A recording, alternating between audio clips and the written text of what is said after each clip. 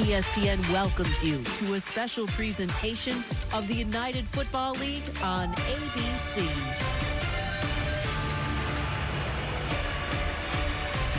Well, better late than never. We are back in Louisville, Kentucky. The DC Defenders and the Louisville Kings week number 8 of the UFL underway. 2 games headed your way today. Batting leadoff this one here in Derby City. The standings in week number 8 tell us the entire story. Louisville in position at 3-4. Top 4 in the UFL will reach the postseason. And DC at 5-2. Hoping to keep pace with Orlando after the Storm's big win last night down at Fort Hood in the Lone Star State. Roddy Jones, Roy Philpott. We've got Harry Douglas and Cole Cuplik joining us on the sidelines in just one moment. So this game is going to start about half an hour, a little bit later than what we anticipated due to some lightning in the area, but we are ready to go in a game that has quite the impact potential in the standings. Yeah, a little bit of adversity so far for these two teams. These teams were on the field, on their respective sidelines when the most recent lightning delay hit. They had to go back in the locker rooms, and 30 minutes later we're ready to go. It's going to be about which team is able to respond to that with so much on the line. DC obviously a chance to clinch, and Louisville, having won 3 of the last 4, really back in the playoff picture. Indeed they are. And these two teams met just 7 days ago. So the rematch, the Kings are going for the season sweep, but it was DC and Jordan Ta'amu. They got off to a rock-solid start, a 13-3 lead before 27 unanswered were scored after this hit by Derek Roberson on Chandler Rogers.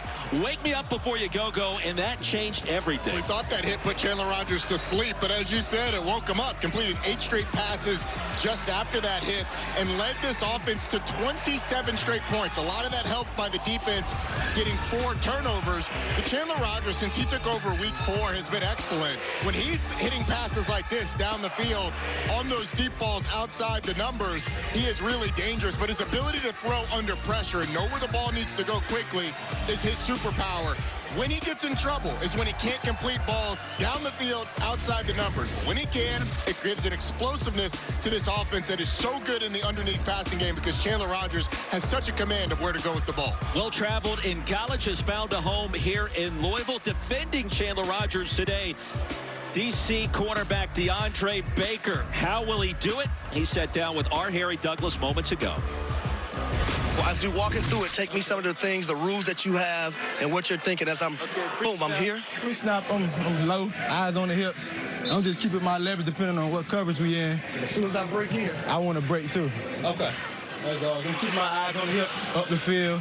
And depending on we in cover 1 or cover 0, I play it a little different. I stay inside, we in cover 0, but cover 1, I know I got post hip, probably a low hole rack player, so I stay low hip, outside leverage. Okay. Last one I got. Yes, sir. Press coverage. Yep. That 9 is on my mind. I'm on that go route. Yep. Boom, I'm here. Boom. Hands off. High hip, high shoulder, lean and locate. Squeeze, lean and locate. That's all. That's all right there.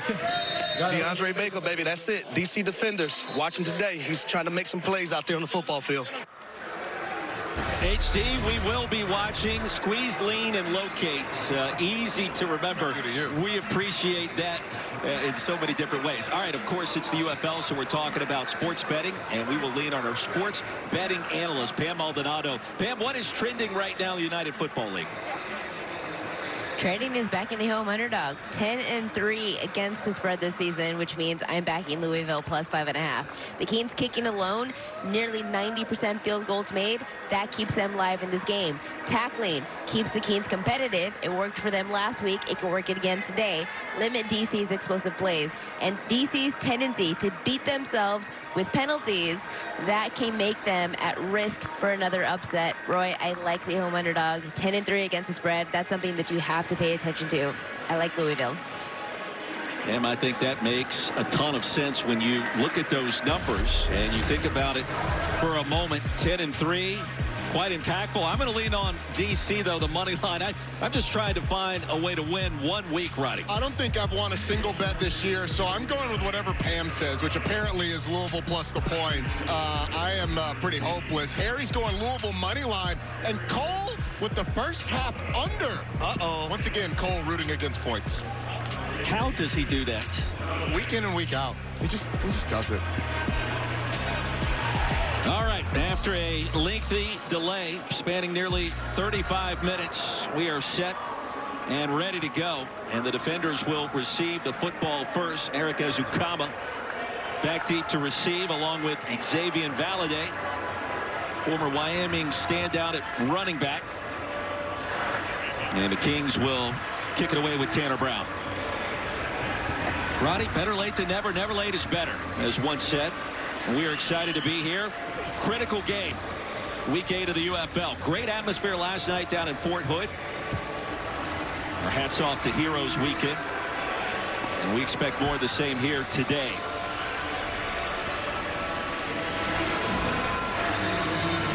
Win today by the defenders. They are in the postseason as the defending champions from a year ago. Had a chance to clinch a postseason berth last week at home against Louisville. Couldn't do it. And for the Kings at 3-4, a chance to get back to 500, win 4 out of 5, and really position themselves down the stretch. Join DC in the postseason potentially. Tanner Brown sends it long into the landing zone. And Valladay from inside his own 5. With a cut, a crease, some contact, and Valladay against the grain into plus territory. And a return of 54 yards as we check in with Cole Kublik. We're walking out the defense right now. These D tackles for Louisville have been the kings of this defense all year. Travis Bell, Josiah Brunson. What do you have to do today to be successful? Man, we just got to dominate the trenches, man. Stay together, execute the game plan. That's all we got to do. Josiah, why has this group been so good this year? I'm just glad to be with a whole bunch of dogs, man. We got the standard that we set, man. Here we go. I just love the fact we're walking out defensive tackles before they get set for their first snap instead of quarterbacks. A little B&B, Brunson and Bell anchoring that Louisville defense. Deion Jackson in the backfield flanking Jordan Ta'amu. MVP of the championship game last year. Play action off the back shoulder. Ty Scott's got it. Ty Scott rides it all the way into the end zone. Didn't take long after the long kick return. 41-yard pitch and catch. DC strikes first.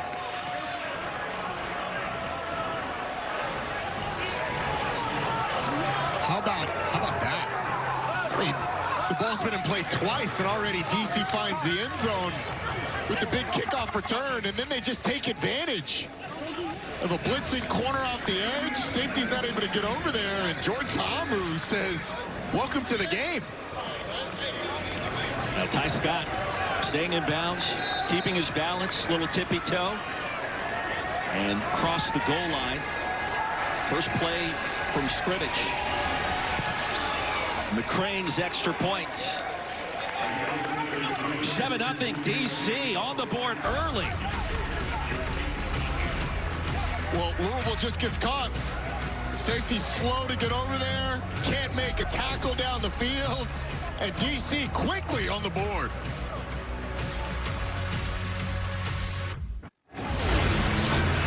DC wide receiver Ty Scott. First off, how did you get so open on that play? My spidey senses were tingling. I felt it. He wanted to keep his eyes in the backfield. Off the sideline, me and Tay almost talked about it all week. You mentioned eyes in the backfield, so tell me what you guys were reading on that play. Well, we're really reading the corner to see if he's going to jump in the nickel. First off, because, you know, if we're going to make a pull read, so it's RPO. So you just got to get a feel for it. Like I said, his eyes caught, he triggered, JT seen it. I seen it even better. Show me the Spidey celebration. There you go, fellas. No. Spidey sense was tingling, said Ty Scott. Led to a touchdown. He now is in a tie for first place in the UFL touchdown grabs this year. Number 19 out of Missouri State, third year with the defenders. 18 seconds in after a 36-minute delay due to lightning here in the Louisville area. And the defenders with the lead. Here comes Tyler Hudson. Ensuing kickoff. Hudson with real estate. Hudson on the move. And it didn't take long for the full response. Touchdown, Kings.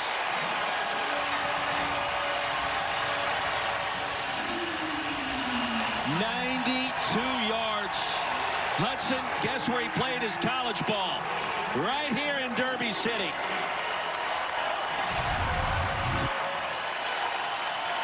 Well, there's a crucial double team that's going to happen right here. You can see it just pushes the kickoff team out of the way and creates a massive hole.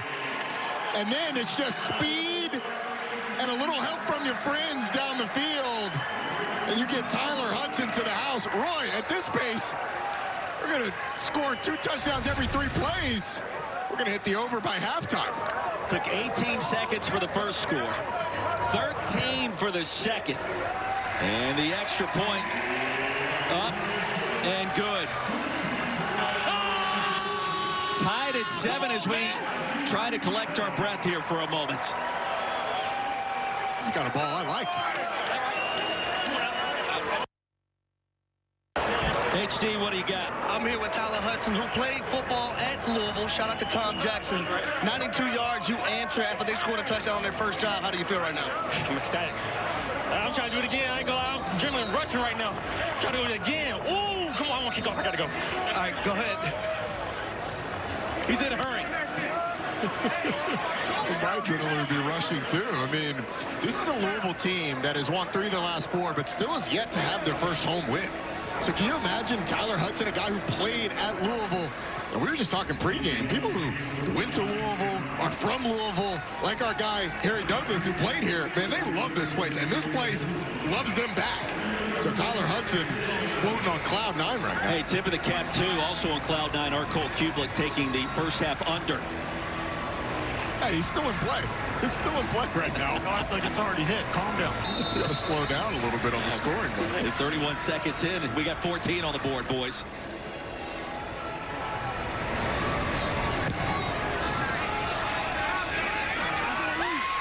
Ensuing kickoff, Ezukama. Inside the 10. And stop shot. 30 after a return of 24. Take us back to that first touchdown of Ty Scott. All right, so before all the excitement happened, you were told they're reading these 2 guys, the corner and the nickel, and that corner just sinks in. Safety's not able to get over the top quite enough, and Ty Scott's just up the sideline. He does a nice job of expanding away from the safety. And Jordan Ta'amu sees what's going on with the corner and the nickel, decides to pull it on the RPO, sees the safety not getting over there, delivers it to Ty Scott, and it ends up in a touchdown as Scott makes a guy miss. They're going to have to clean that up on those RPOs. You see a lot of them in here today with DC. Less than a minute in already, 2 touchdowns. Ta'amu pulls it, and the zone read bolts ahead for a gain of 2. And Jordan Ta'amu tends to do what we just saw a decent amount. The zone read and the late slides up the middle. I would much rather him either take the hit on or go head first to protect himself a little bit more. Kai Gardner banked up. That secondary for the Kings. Here's the slide. When you're going right up the middle, you don't necessarily have the space for those defenders to pull off. Kai Gardner ends up getting the worst end of that. But I don't like it when quarterbacks are kind of going right into the gut of the defense and then decide to slide. There's just way too many variables. Get in tight, get in tight, get in and tight. not enough space to signal that you're going to slide for the defenders to pull off. Hey, Birmingham, Gardner came out of LSU as a cornerback, now playing safety, has been learning that position. The Louisville roster that has turned over in a number of different ways the last couple of weeks. Got that wet turf to think about. And a bit awkward there. Officially a gain of 3. It'll be 2nd and 7. And here come our first penalty flags. So after our first tackle, our first penalty. False start. 19 of the offense. 5-yard penalty, 2nd down. Ty Scott scores a touchdown, and then with a false start. Spread left, 72 slants, 72 slants. Spread right, 72 slants. 71 slants. 71. Fred Kais told us this week it was his fault. Turnovers in the second half between these 2 teams last week in D.C., particularly with one of the throws made by Jordan Ta'amu. There's 4 miscues in all in that second half. Across the middle, there's the slant. Ezukama still on his feet. Will drag a defender to the 48. And another big play. Quindell Johnson went on a ride for a gain of 21. We heard 71 slants. You're just going to get slants across the board. Jordan Ta'amu is able to deliver accurately. A little bit of pressure. pressure, gets man-to-man coverage on the back end, and Ezukama makes a nice play. Love him throwing right into the pressure there. Deion Jackson has 5 rushing touchdowns this year to midfield. Thomas brought him down. Jamie Sharper calling plays on defense for the Kings. You can't smoke. What? Can't smoke. There we go. Check it for money now. Check that. Check what? Take your time. Let me run it. Money. It's good. Yeah. Ready? Go. On second down, back to Jackson. Churns the legs, plus territory. Brunson brought him down. It's a gain of 4. This offensive line for DC struggled last week with the interior. Those 2 defensive tackles that Cole interviewed as they ran onto the field. They struggled with that, so a little bit of shuffling on the offensive line. They made a change at right guard. And they're hoping that shores things up with those 2 excellent, really stout, explosive defensive tackles for Louisville on the other side. Crossing midfield, DC can't punt it. We'll see if that means something for Matt McCrane in a moment. Tabo's going to throw an interception. He telegraphed it right to Corey Mayfield Jr. And a late penalty flag flies in. The 4th pick of the year for Mayfield. He leads the UFL. Where's the spot? Into the run. I'll give you the spot. You work through the foul. 19. Horse collar tackle. We're going to tack it on number 19. Your out-of-bounds spot is the 29. Going half the distance from the 29, number 19. During the return, personal foul.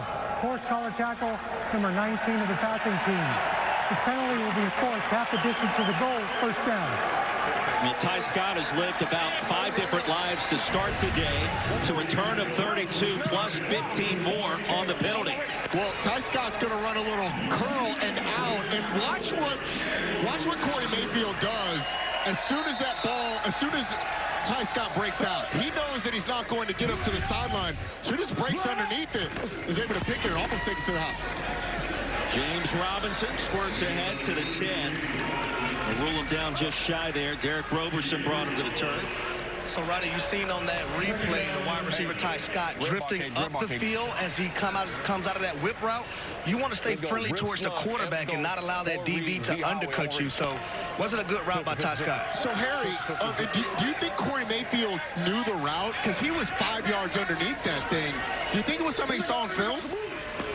I haven't seen that on film for DC in a while. So I don't think it's something that he was ready for. I think Corey Mayfield Jr. is an instinctive player. And when you sense things, that's his 5th turnover in the last 4 games. So he's just one of those players that play with instincts, and that's what coaches want. Everything is not going to be like you draw it up in the meeting room.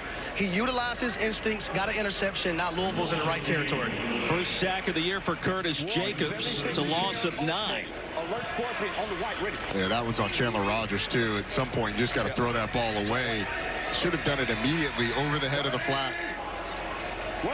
And now it's 3rd and 17. Easy, leave it. Here we go, it's the root. Rogers, pocket was there, the throw was not. And a fingertip perhaps on the line of scrimmage. We'll rule that incomplete. Yeah, Derek Roberson gets his hand on that one. Working against the right tackle. Here's Roberson. He's just going to go around the right tackle and eventually get his hand on the ball as Chandler Rogers tries to throw it. It's a nice individual effort by Derek Roberson and a nice effort by this DC defense after the turnover to force a field goal. Rogers is just happy that wasn't the kind of collision that we saw a week ago between those two. 39-yard field goal attempt coming from Tanner Brown. Brown 18 of 21. Plays kicking department this year. Make it 19 of 22. And the Kings grab their first lead. Our first 2 touchdowns today, well, they are wired. Have a listen.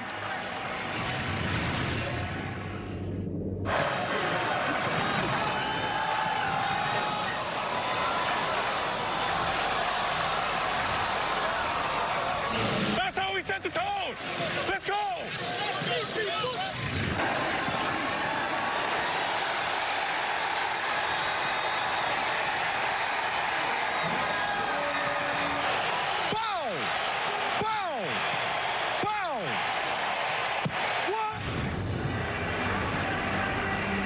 Well, you love the access. You love to listen in. And the emotions of this game, sensational to start. The highs and lows for both sides, and a 10-7 advantage for the home team after 2 touchdowns were scored in just about 30 seconds today. Explosive is how I would describe the start. You could say this game has come out like a bolt of lightning, which is why we were 30 minutes delayed. And the thunder that ensued on the field afterwards. Lightning comes before the thunder, right? Yes, always. Thank you. I think that's a physics thing or something. Checks out. Tanner Brown. High wobbler. Fielded at the 10 by Ezukama. And he'll be spun down crossing the 25, and that's it. Penalty flag flies in. Don't forget, coming up next on ABC, back end of our doubleheader here in the UFL, Houston and St. Louis. And tomorrow, Columbus will visit Birmingham. Coverage begins at 1 Eastern with our friends over at Fox. As Week 8 concludes and the playoff push underway in the United Football League.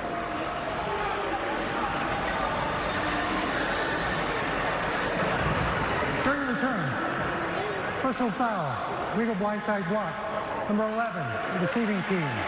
Penalty will be enforced half the distance to the goal, be 1st and 10. Stephon Antonio, the guilty party. That'll back DC up deep. Its own into the field, 5 minutes in. By the way, Louisville, -7 yards of offense. And yet 10 points on the scoreboard. One more look at that infraction. Yes, this got of a silly penalty by Stephon Antonio. He's going back towards the ball, and it happens kind of when Eric Ezukama is about to run by. I mean, it's an unnecessary block, and it costs his team penalty yardage as well. Abram Smith on the field for DC at running back. He'll get a touch. The outside edge. And he's going to lose a yard. Now the Kings ready and waiting. Steel Chambers. Now infractions have been an issue for DC. We go back to last week in that 17-point setback for Shannon Harris's team. 9 penalties, 81 yards. Real difference maker in addition to the 5 turnovers. Harris told us this week, we beat ourselves. That was the theme in practice. Tamu driven down and sacked. All the way back at the 7-yard line. A committee approached him, led by Jalen Allen. We're going to get 2 blitzers off the edge, and then both these linebackers come as well. And you just overload that one side. You get the guard and the tackle combining on the defensive end. Linebacker comes free. And this Louisville defense now has this DC offense in the shadow of its own end zone with a 3rd and long. Slid that protection the wrong way there, Roddy. 3rd and 16, Tamu from his own end zone. Fires a pass. It's tipped and intercepted. Mekhi Gardner back on the field. Tumbles out of bounds at the 5. Cornell Powell, who had a fumble last weekend, should have caught it for a 1st down. Instead, it's a pick, and Louisville back in business.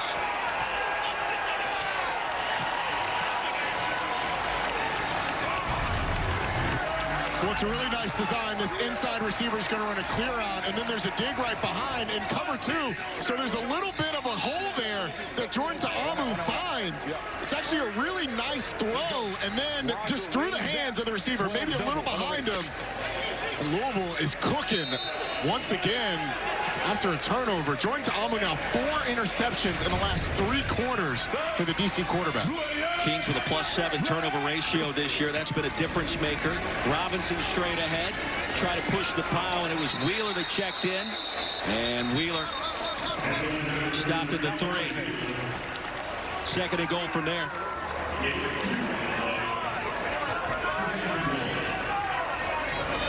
This game has had more big plays than we've seen. What a start. I mean, the delay, and then we came out.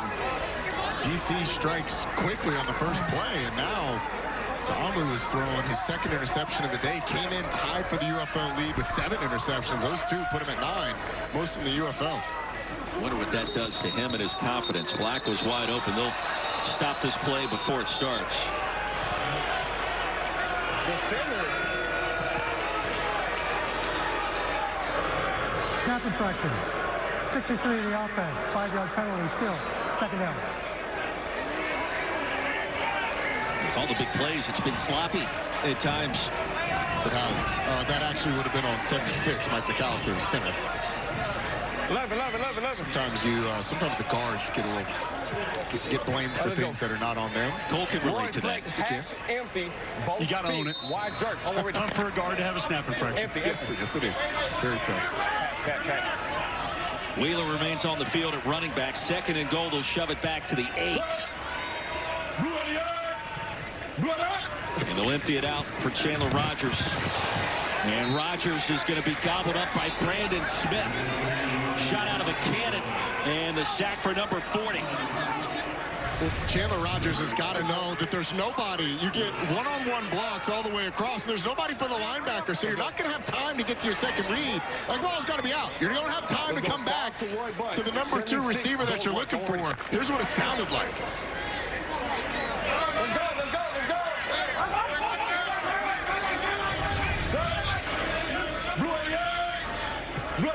Third and goal from the 16. Rogers with time underneath. Winstead grabs it well shy of the goal line. It'll be 4th and goal from the 10. Here comes the field goal unit. Tell you what, if Louisville doesn't end up winning this game, they're going to look at those 2 interceptions and ending up with 2 field goal attempts after them as 2 crucial moments for this offense, and they've gone backwards on both of those. After both of those interceptions. Yeah, you got the spots this DC defense has been in, too. I mean, they throw you inside your own red zone multiple times. If you're able to come away with this, just giving up 2 field goals, that's massive. Eric Roberson needed a moment. Appears to be okay. Will jog off the playing surface under his own power. Rogers has the headset on, trying to figure out what's gone wrong. And for the Kings, still -7 total yards, but a chance to go up 6. Mr. Automatic Tanner Brown. And a 28-yarder from the right hash on the way. 13-7. 6:28 to go in the first. This presentation of the UFL on ABC will continue after this message and a word from our ABC stations. UFL is brought to you by Progressive Insurance. Progressive makes bundling home and auto easy. Back here at Lynn Family Stadium, Louisville, Kentucky, week 8 of the UFL season. And a 13-7 advantage for the Kings. Getting ready to send their 4th kickoff of this contest. Tanner Brown back on the field. Kings with 13 points. And 0 first downs. Make it make sense. Valladay from the 12. Valladay, another big return crossing the 45. Cole Kublik with the head coach of DC, Shannon Harris. Coach Harris, how has your message changed based on just how crazy first couple of minutes this game has been? No, the message hasn't changed. It still remains the same, right? We got to come out here. We know we're coming into a hostile environment. We got to stay in attack mode offensively. Can't have back-to-back turnovers right there. That's not the brand of football that we want to play. Our defense has done a great job of keeping these guys out the end zone after these 2 devastating turnovers. But we still feel good about it. We only down 6 points, and we right where we want to be. Thanks, Coach. Appreciate it. Said this week in practice, 2 of his better sessions all year, coming off the 30-13 loss last week against Louisville in D.C. It's a fast start with a touchdown strike to Ty Scott. Since then, it's been different. Batted down. Could have been picked off, and there's another flag. Ineligible downfield, number 79. So they want it? 79 downfield. Ineligible downfield. Do you want to accept that? Have 1st and 15 or 2nd and 10? Accept it. Accept it. Ineligible lineman downfield, number 79 of the offense. 5-yard penalty. First down. What happens there when that goes down like that for Doss? Well, I mean, the penalty happens in there, but the thing that they're looking at is watch the safety fly up. And this is a touchdown if you don't have the ineligible downfield. Sometimes those linemen that are on those double teams, it's an RPO, so sometimes you just get caught a little too far. But the DC coaches mentioned to us that these Louisville safeties were really aggressive a week ago and got away with it. So they're trying to punish them there. Tamu pulls it away. leapfrogs one defender into plus territory. And on 1st and 15, a quality game, Johnson tripped him up after he picked up 10. And Rodney, I think two things as far as the decision-making for this DC offense today. You mentioned it, one, reading those safeties. They were egregious with how fast they played downhill. Had to take advantage of it a week ago, and then playing the edges right there as well. We saw a backside defender on a run to the left earlier make the play behind the line of scrimmage. That time, Jordan Ta'amu reading it correctly, being able to make that defense pay. And Cole, speaking of Jordan Ta'amu, he fell down to the turf walking towards the defender's sideline as you were giving us that report and requiring assistance after he just got crunched for the second time today. And it's after that, after sort of the hurdle is when he starts to kind of favor that leg, and then he takes the shot on the hip. Yeah, you can see the knee buckle a little bit. Yeah, after that hurdle, he kind of hits the ground hard, and it seems to be the leg that they were looking at. You wonder which of those was the one that caused whatever's bothered him. But Spencer Sanders comes in, a guy who has been featured in this offense in a number of different ways. They've put him at receiver. He is an absolute playmaker on the field. His experience over the course of his career, obviously, most famously at Oklahoma State, but was at Ole Miss for a little bit as well. This is a guy who had plenty of college experience and is a big-time playmaker with his legs. Ta'amu's in the 10.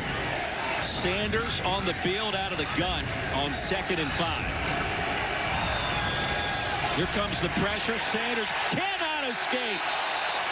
Will be sacked back in his own end of the field by Cam Gill. Well, he's a guy that Coach Keiss told us you love having him in the locker room as well. Just brings that veteran presence. And now this is going to be a pressure that he didn't see, didn't notice, wasn't able to get picked up. But Lane Kiffin, going back a couple of years ago when he was on that Ole Miss football team, shared with us the same thing. Said he still comes in here and treats every day like a starter. He's been invaluable for some of our other quarterbacks in that entire quarterback room. So somebody, no matter where he falls on that depth chart, fellas, multiple head coaches and coordinators have told us, handles it in a way that you would love to see because it helps the entire team. 3rd down and 11. Sanders underneath.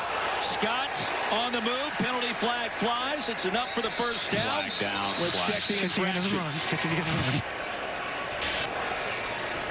OPI number 13. Pass interference. Number 13 of the offense. 10-yard penalty. 3rd down.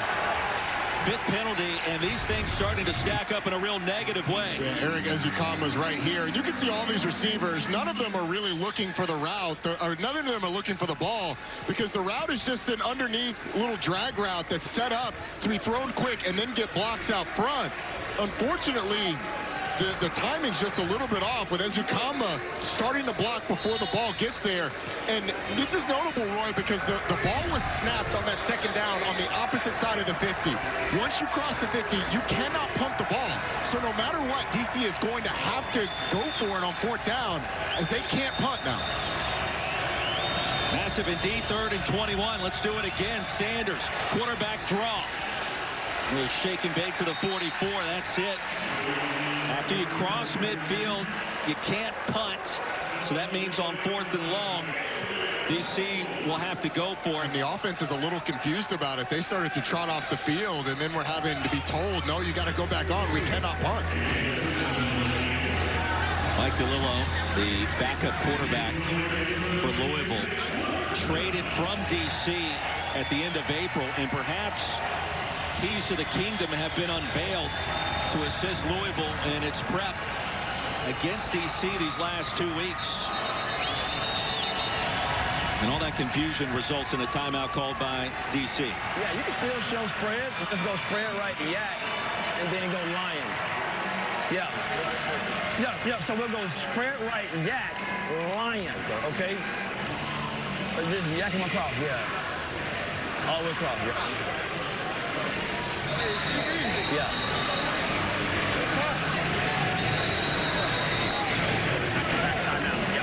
Yep.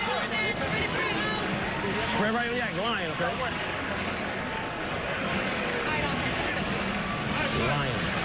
Lion.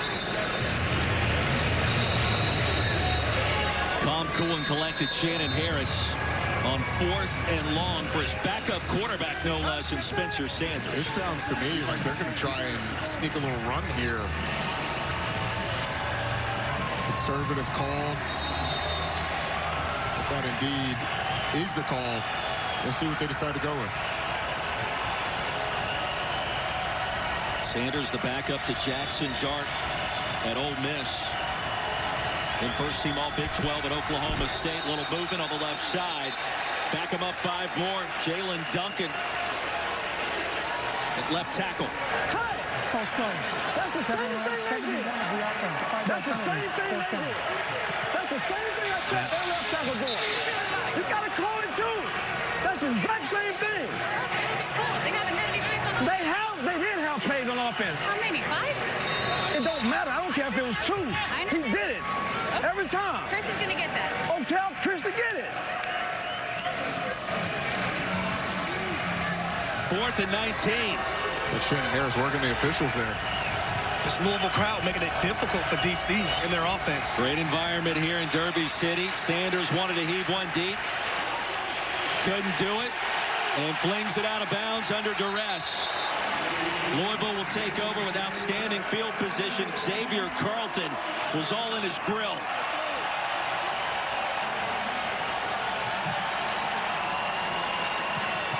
Spring football's built differently. You see that on full display. Unable to punt, crossing midfield.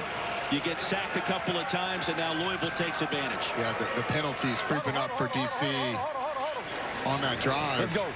Rip. For Pittsburgh. Disco. Roddy, you want to take a shot here? I don't think you have to be honest with you. I mean, this Louisville offense hasn't really found any rhythm so far in this game. Without a first down and negative 7 yards of offense. Thinking along those lines, James Robinson is going to gain a yard on first. Explain that. Kickoff return for touchdown. Thank you. 2 interceptions that gave you great field position where you've gone backwards on each of those drives and ended in field goals. There you go. That's a great explanation. Thank you. Dragging already. Question is going to be, can Louisville get to running the ball like they did a week ago? And this was one of the most prolific rushing games that they had a week ago with 145 yards on the ground. 27 unanswered scored in that first game between these two. Tariq Black unable to catch it low off the tops blades of grass of this turf here at Lynn Family Stadium. All right, hey, let's go. Heat, cage, 51 acts. Heat, cage, 51 acts. Heat, cage, 51 acts. For Pittsburgh, excellent. Already. Blake Williams looking for his defense to come up big again, this time after the turnover on downs. Hasn't been a third down conversion in this game by either side. Busting 3, that'll change here with James Robinson. Ping pongs around, he'll pick up 13 to move this chains. Watch the block by the right guard. He's just able to he's going to get up on the linebacker and open up a massive hole. It was a situation where Louisville wasn't going to be able to punt on 4th down. So they end up going with the conservative run right up the middle. And then the poor tackling creeps up on this DC defense as well. At least 3 tackles broken on that play. Robinson again with a crease. Robinson, the turf monster, got him. Tripped him up right as he picked up the first down. Hey, Roy and Roddy, keep in mind, this is a DC front 7 that really struggled with their run fits a week ago. A couple linebackers visually deceived, not fitting things up the way that they needed to.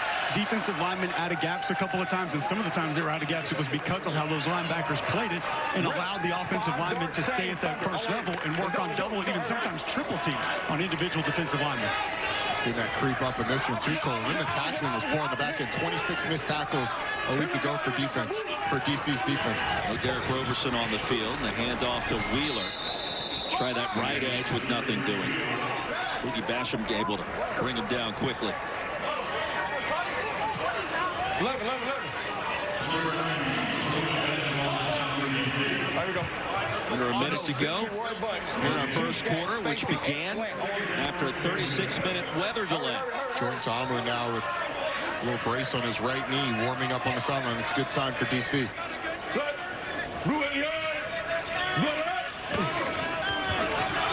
Rodgers, slant not available. The interception is the other way. Bryce Thompson stayed at home and picked off Rodgers. Here come 2 late flags deep in the Louisville backfield.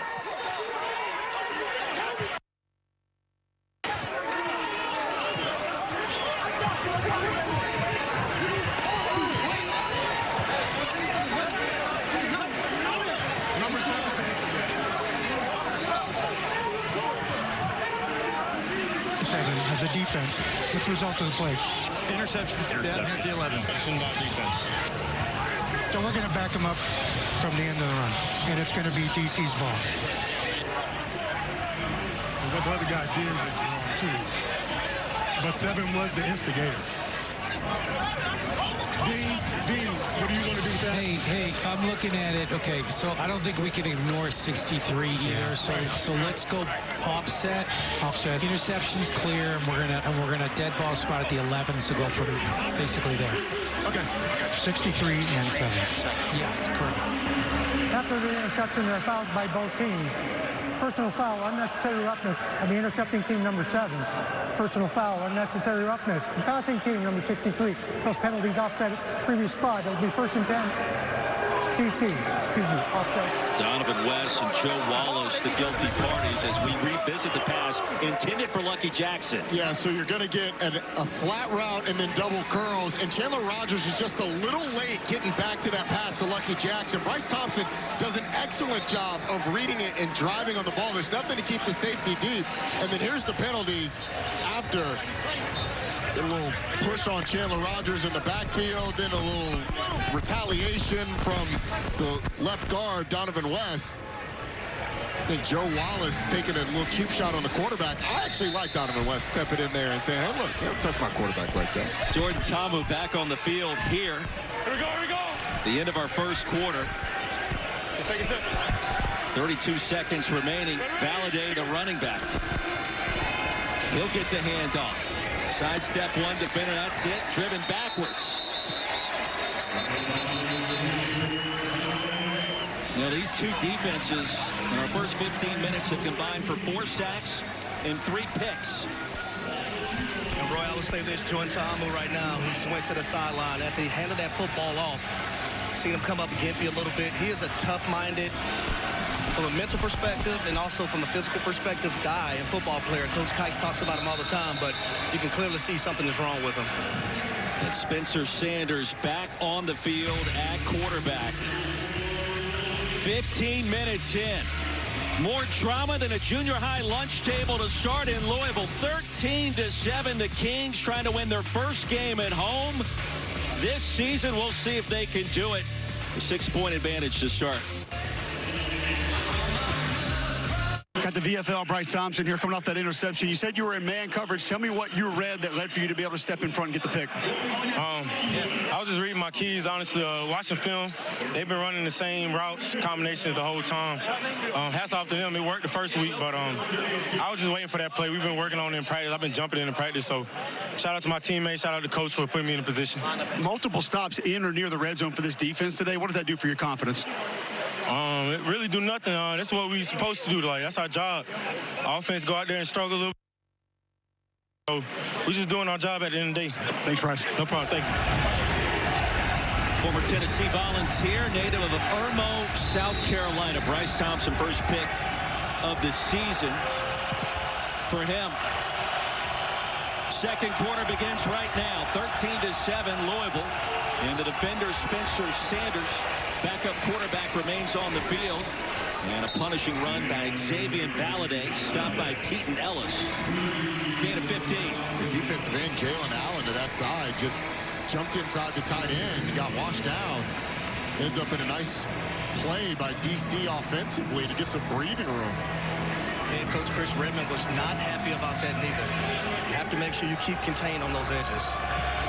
Chris Redmond, born in Louisville, played college football at Louisville, won a Super Bowl championship, a world title with the Ravens as a backup quarterback. And Valladay bangs his way ahead across the 40. And a gain of 18 more on the ground. And they go right to it again. He's reading this defensive end. He expands with the tight end. And it's just a handoff with a giant hole. A really nice block by Jalen Duncan. And they've shown the zone read enough times with Jordan Ta'amu that it's even more in the heads of these defenders with Spencer Sanders in the game, who is a dynamic runner. Big 12 offensive freshman of the year back in 2019. Could have been picked, instead incomplete.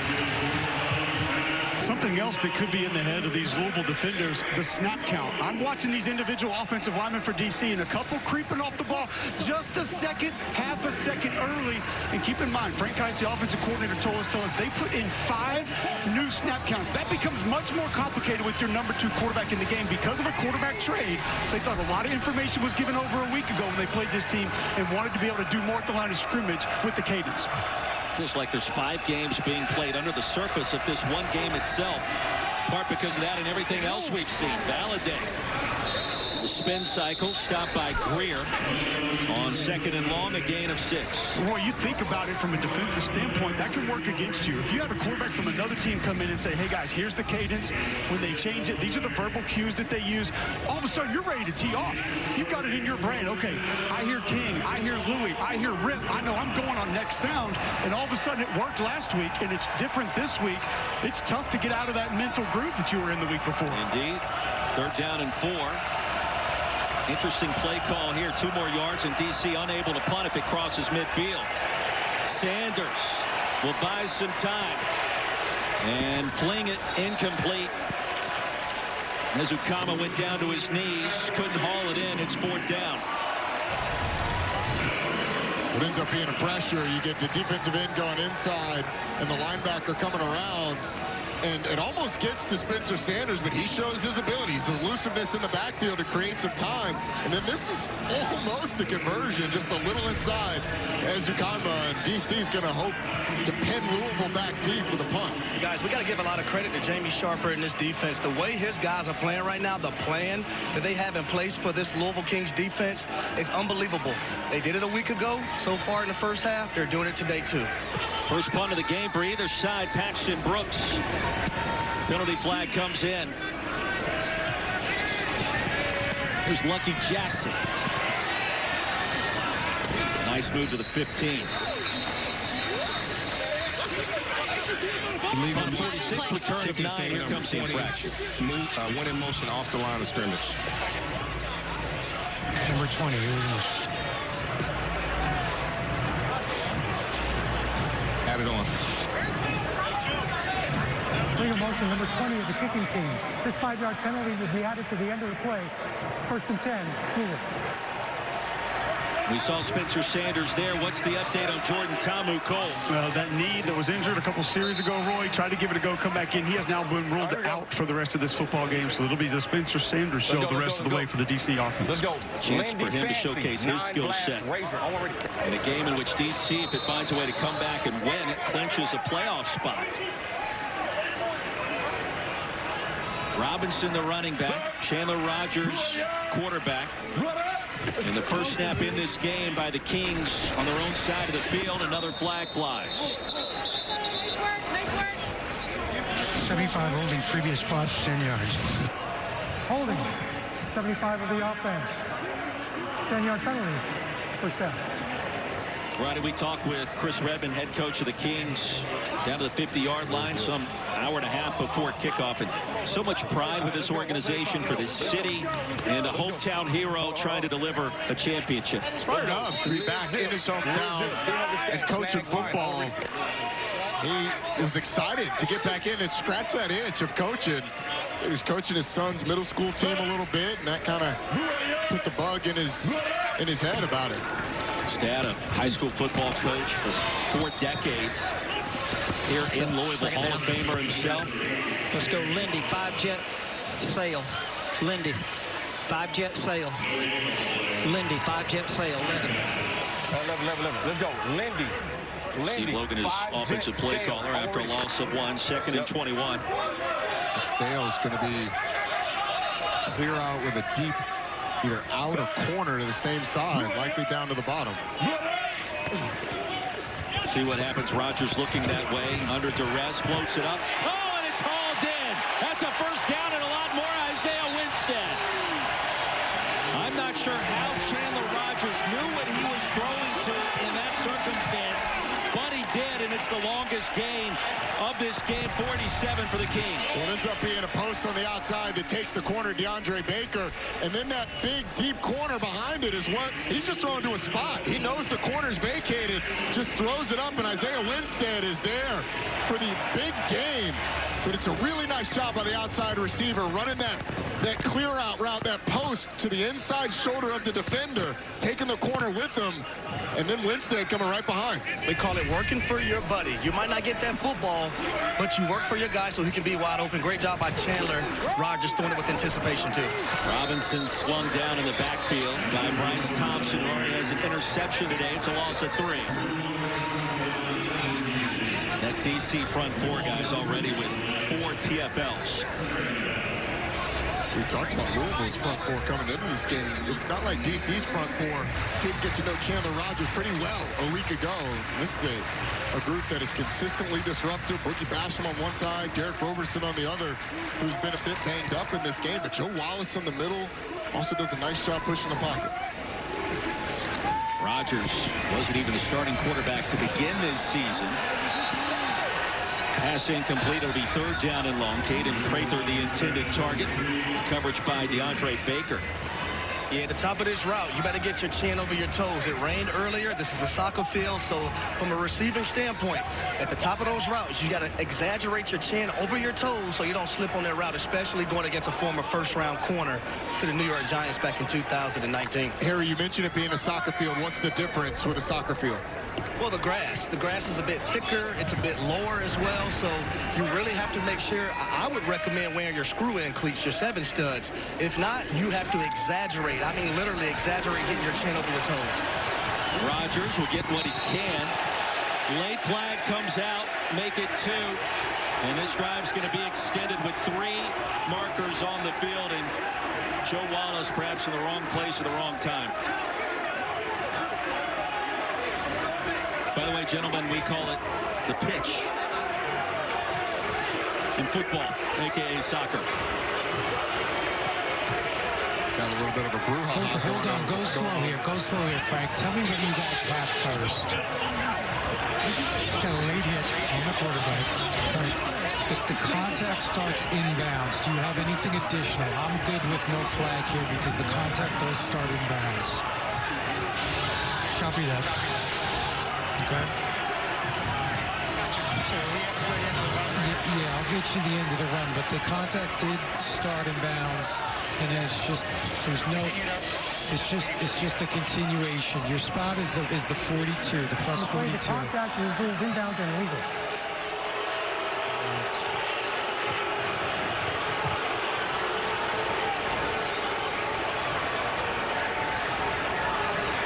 Our look at it. Rodgers made something out of nothing. Joe Wallace, 300 pounds. He's right. The foot is still in bounds when Wallace dives. Now, Rodgers is giving himself up trying to get out of bounds. But, hey, look, if you're in the field of play, you can be hit. Joe Wallace obviously does that. When you get hit by 300 pounds, you're gonna go a little ways. Well, Roddy, if I'm Chris Redman, I'm telling my quarterback Chandler Rodgers, when those hungry hippos are coming at you, go ahead and step out of bounds. Yeah, look, he's trying to fight for every yard on 3rd down. I like the quarterback being a little toughish there. Until he's knocked out of the game. Yeah, that's true. Good point. Great game, Hungry Hippos was. I don't know if you guys remember it. Put the ball on 42. After a little bit of a question on the spot. 42-yard line, 4th down. Not the 47, but the 42. Remember, you can't punt after you go past midfield. So they'll spot it at the 42. And now you wonder, does a field goal come into play here? Can I say, Roy, this would be a 4-point field goal right here. But I like the fact that Dean Blandino can come in and say, hey, look, the contact started inbounds. Let's pick up those flags and get the right call.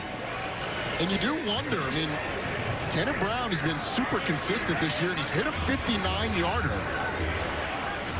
Well, you and I stood right next to Mac and Tanner in pregame warmups, and Mac Brown drilled one right in front of us from 59 with ease.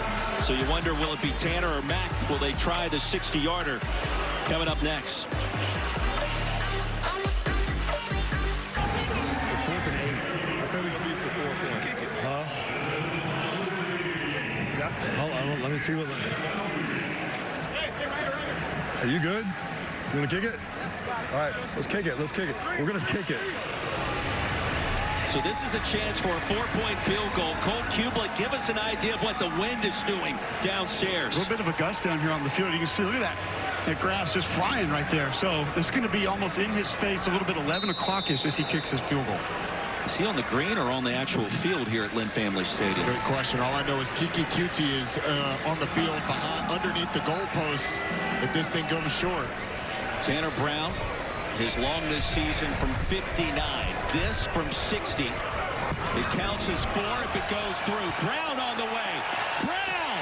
It's good! Tanner Brown from way downtown!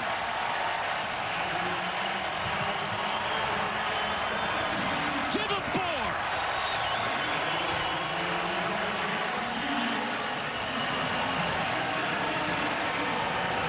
Only the second man in the history of the UFL to hit a 4-point field goal. The other guy that has is on the other sideline, and he's hit 2 of them. And Roy, this would have been good from 67. I mean, this thing was absolutely bombed.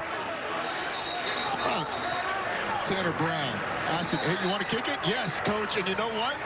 Forget the wind, forget the elements, forget all of it. I'm going for 4 from deep. What did it sound like? Yeah. What about that one, baby? Don't ever talk bad about my kick. Good job, baby. Yeah. Let's go. Tanner Brown says, can we get a 5-point field goal next season? He drilled that thing. With a little bit of a run-up, he could have got it from 70. I just want to hear the kicker one day that would tell the coach, no, I don't. I know that's right. That would be hilarious. Could you imagine the facial expression on the head coach after hearing that from a player? No, I could not. What a moment that was. Tanner Brown, Oklahoma State. That 4-point field goal officially had Cole lose his under in the first half. Thanks, Ronnie. That was over about an hour ago. As Ukama weaving his way to the 34. 17-7. And now the moment of truth again for Spencer Sanders, replacing the injured Jordan Tabu. His team trailing by 10 after losing a week ago, 30-13. And Brown still celebrating, living the high life on the Louisville sideline. Good for him. I mean, hit a 4-point field goal in this league.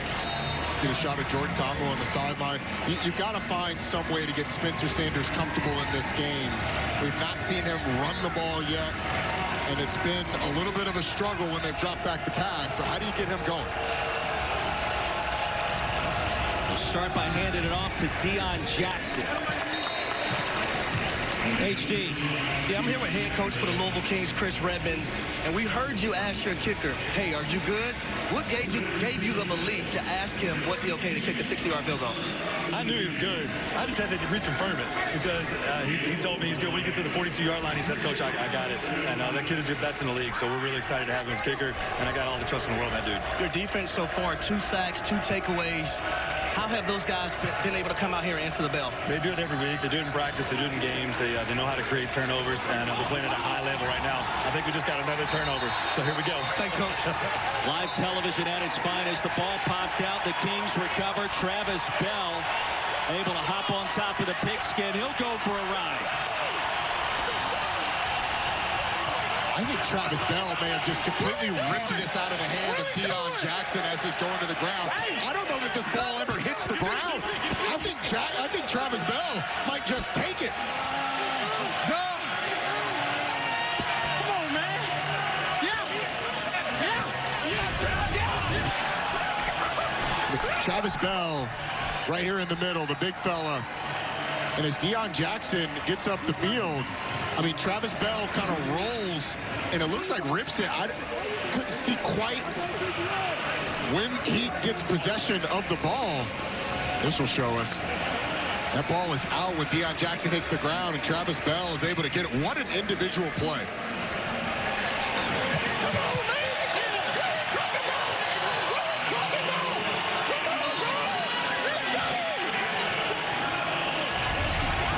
Jamie Sharper told us this week Travis Bell, if he was about 2 inches taller, would be in the NFL.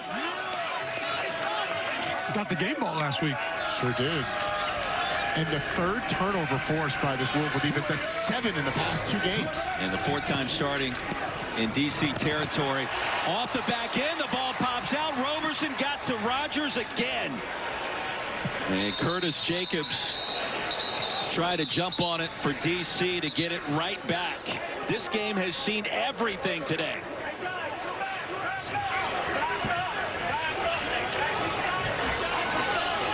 Third sack by D.C. They'll try to unpack the chaos. Chandler Rogers was trying to hit a double move. Now they're saying D.C. has the ball. What in the world?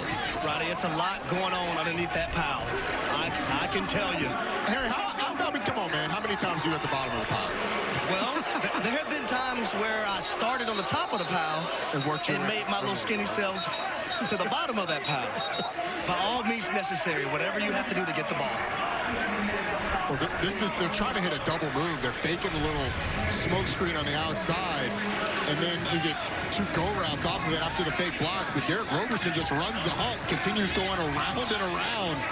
And then, let me tell you, having been at the bottom of many piles, it is every man for himself, and the ball is the only commodity. There's no rules other than get out of the pile with the football. Some of the stuff down there that happens is, to be honest, Roy, it's unspeakable. I understand that. I'm not surprised by it. We just also saw turnovers on back-to-back plays. A first half that has seen 5 turnovers, and we still have 8 minutes to go. And for D.C., now a chance to try to get back in it. And how good is Derek Roberson? And how impactful has he been recently? He's been fantastic, and he is one of the best players in this league on the defensive line. Now, this is a situation, Roy, where I think D.C. might think about taking a shot. And they have been able to get nothing going since Spencer Sanders came into the game. If you get the right coverage, I'd love to see him try and make a play down the field.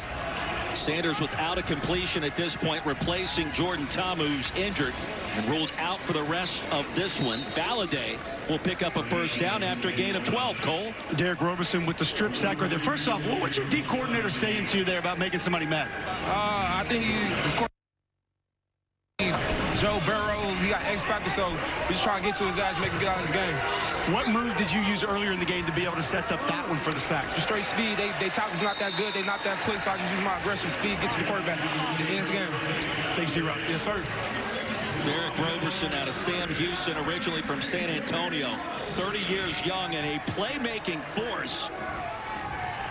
How much of that actually made it out on air? I have no clue. Debo has spoken. All you got to do is look at it. I mean, just look at the shot that you see on your screen. I don't know what you heard of that, but every team that we have all played on, be it Harry in the NFL, Roddy in the ACC, me in the SEC, you always have that guy on the team that nobody messes with, that can command a room at any moment. Derek Roberson is that dude for DC, and there's no doubt about it. He's a dog. Fairchild with a drop. He had a big drop last week at home, and it sets up 3rd and long. Just love that in game you can get the mentality of a defensive lineman, defensive end, saying the tackles aren't that good. Just going right around. Is that what he said? I couldn't tell. Yeah, after a couple of other things. A few other things. Yeah, a few others. He did sneak that in, though. And now you're in a 3rd and long situation for DC. Again, cannot punt, having crossed the 50.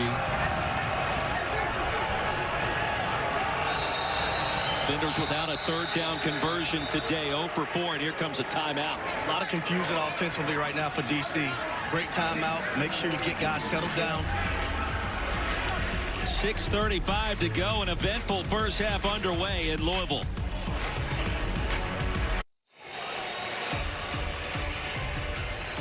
Coming up next on ABC, the Gamblers taking on the St. Louis Battlehawks live from the Dome. And tomorrow, Columbus visits Birmingham. Playoff stakes on the line. Coverage begins at 1 Eastern with our friends over at Fox. Ricky Prohl on his way into the Dome. 3 o'clock Eastern. That game will begin on ESPN News as we wrap up later on this afternoon in Louisville. If you're just tuning in, you've missed a lot. 17-7. 5 scores, 8 first downs, 5 sacks, 5 turnovers, a couple of penalties. And an injured starting quarterback with Jordan Ta'amu ruled out for the rest of this one.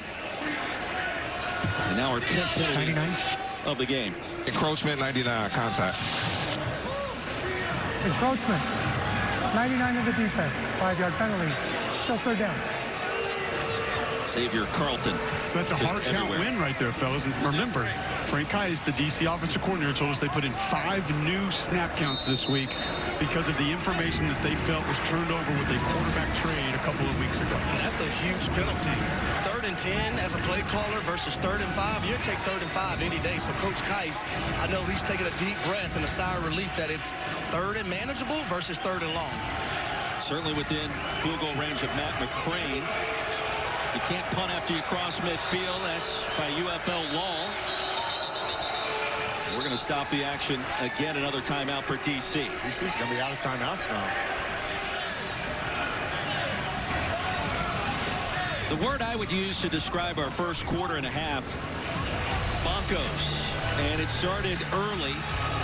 After a long kick return, Ty Scott able to stay in bounds. And 18 seconds in, it was 7-0 Defenders. The ensuing kickoff, the response by Tyler Hudson from 92, tied it up at 7. 31 seconds in, we had 2 touchdowns on the board. Then we mentioned the turnovers. It could have been a pick 6 for Louisville. It could have been another pick 6 for Louisville. They're deep in the red zone, a couple of field goal attempts, and then moments ago, the 60-yarder, which Roddy told us would have been good from at least 65, counting as 4 points to extend the Kings' advantage to 10. We've also had a quarterback injury. Jordan Ta'amu has been ruled out for the game, as you said a moment ago. It has been crazy, frenetic. We've had back-to-back. We had fumbles on back-to-back plays, ended up in turnovers, and now we've got a 3rd and 5. You would expect this would be normal. Valladay, the running back. And it is. Through the A-gap, bolts ahead. Enough for the first down. Stopped by Cam Gill. I like the call there by Fred Cox. Louisville with a lot of guys at the line of scrimmage, showing pressure and man-to-man coverage on the back end. They end up just running the ball. Safety's able to get there, but not until the first down is already gotten. First 3rd down conversion of the game for the Defenders. Cam Gill with a stop of Valladay again. Gain of 1.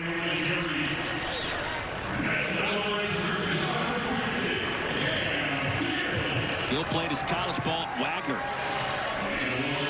Cup of coffee with Tampa Bay in the National Football League. Super Bowl champion as well, 2020 with the Buccaneers. And I also spent some time in Carolina.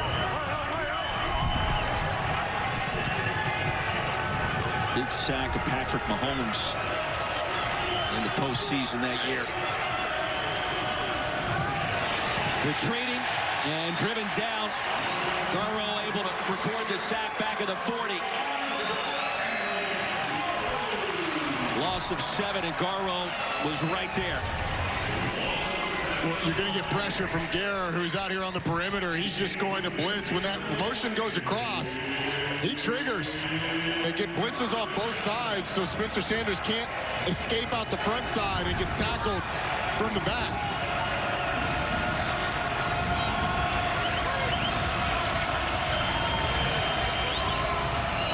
Third and 16, Sanders, penalty flag. And out of bounds, looking for Scott. 18 offside in the neutral zone at the snap. Offside. Number 18 in the defense within the neutral zone at the snap. 5-yard penalty, still 3rd down. It was Thomas approaching the line of scrimmage. 3rd and 10, much better than 3rd and 15. This is a little thing, but Spencer Sanders has got to keep that ball in bounds. You got to give your receiver a chance to go up and make a play. He knew he had a free play and wisely throws it down the field. But because he had a little bit of trash, a little bit of leakage at his feet, just kind of slings it and it goes out of bounds. Doesn't give his receiver a chance for a bigger game. Still without a completion is Sanders. Try to change that here. Kings show pressure. They back away. Sanders takes off. And on 3rd and 10, he'll pick up 2, maybe 3.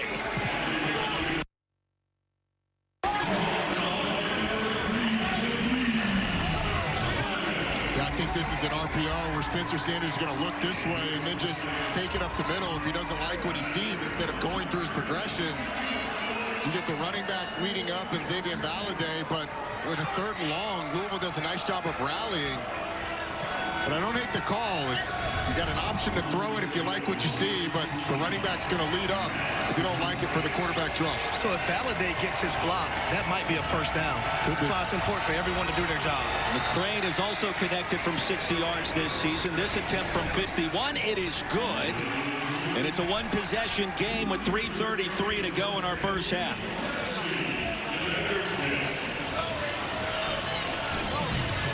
Now, don't forget, coming up tonight, 8 Eastern, right here on ABC. This will be the scene for the Canadiens.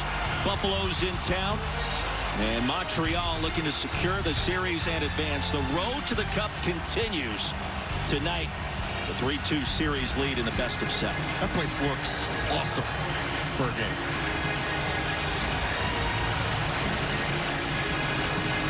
We cannot wait. What a game unfolding so far. Spring football in the UFL. Chandler Rogers, his chance to get back on the playing surface. Sun starting to peek around the clouds after a rainy, stormy start today. Delayed about 36 minutes, but underway now.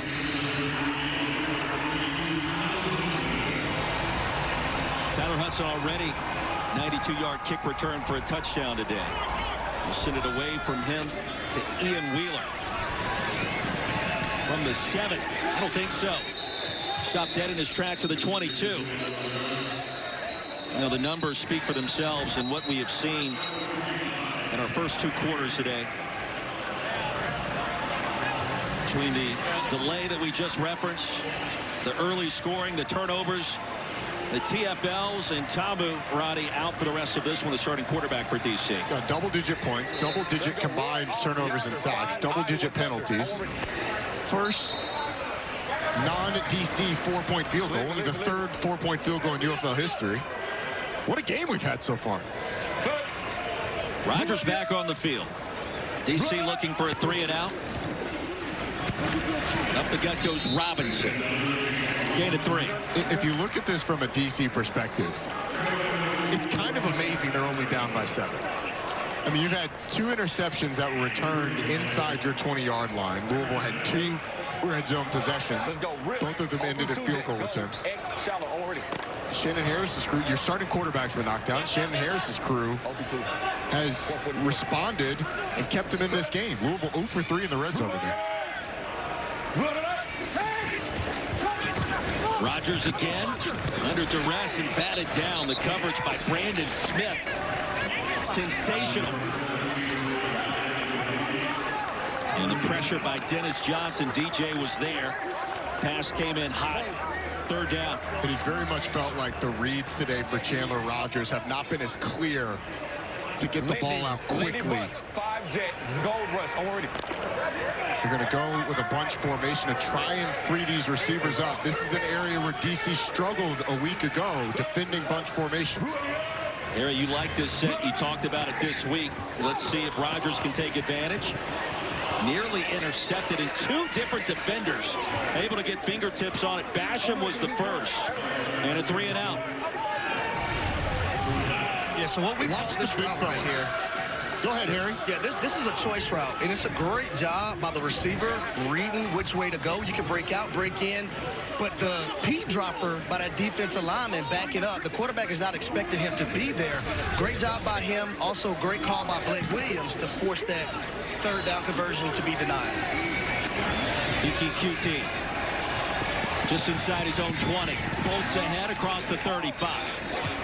Double nickel on the punt, 17 on the return, and DC in business here after the 2-minute warning with possession. Spencer Sanders back on the field after this.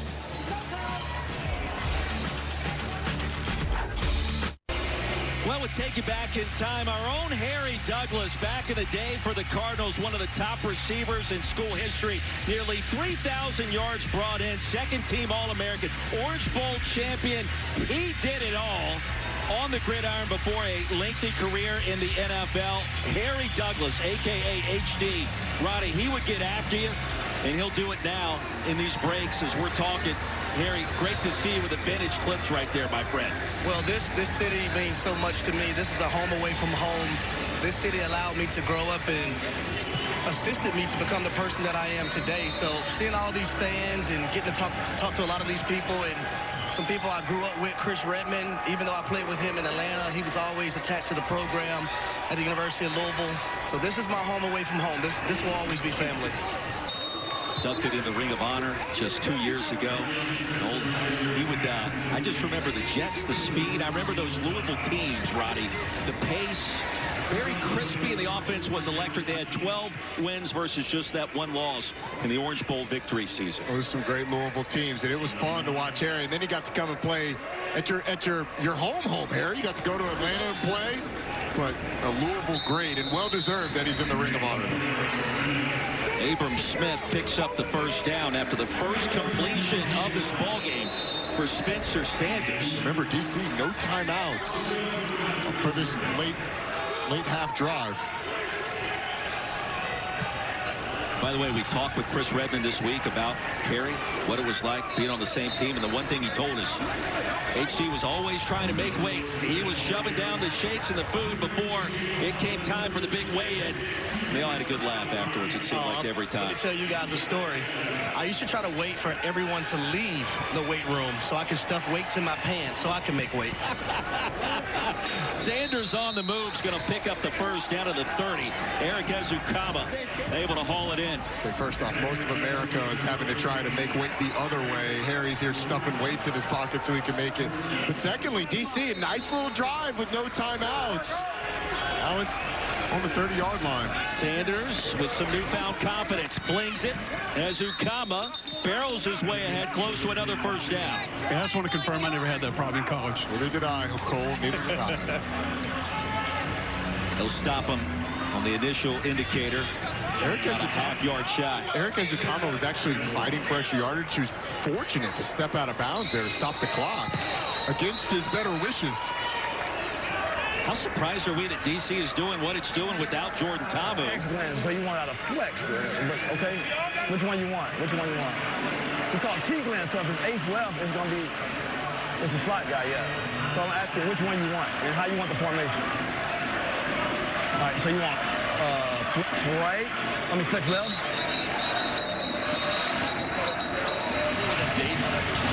I think the inside guy, he could go in the bubble, but we ain't ran an inside one.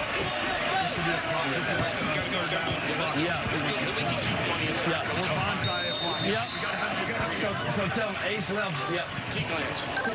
Ace right, 20. Ace left, 22. T-glance. 22 duo. T-glance. It's the slot, yes. Yeah. That's you, 1-3. You're in the slot. You're T. So you hear that glance call, right, on the tag of the run after the run is called. That's a wide receiver who's going to run a 5-step post. Let's see if Sanders can spot somebody on the RPO. Abram Smith all the way into the end zone, taking and dragging defenders with him. And DC a flex at the end of the half.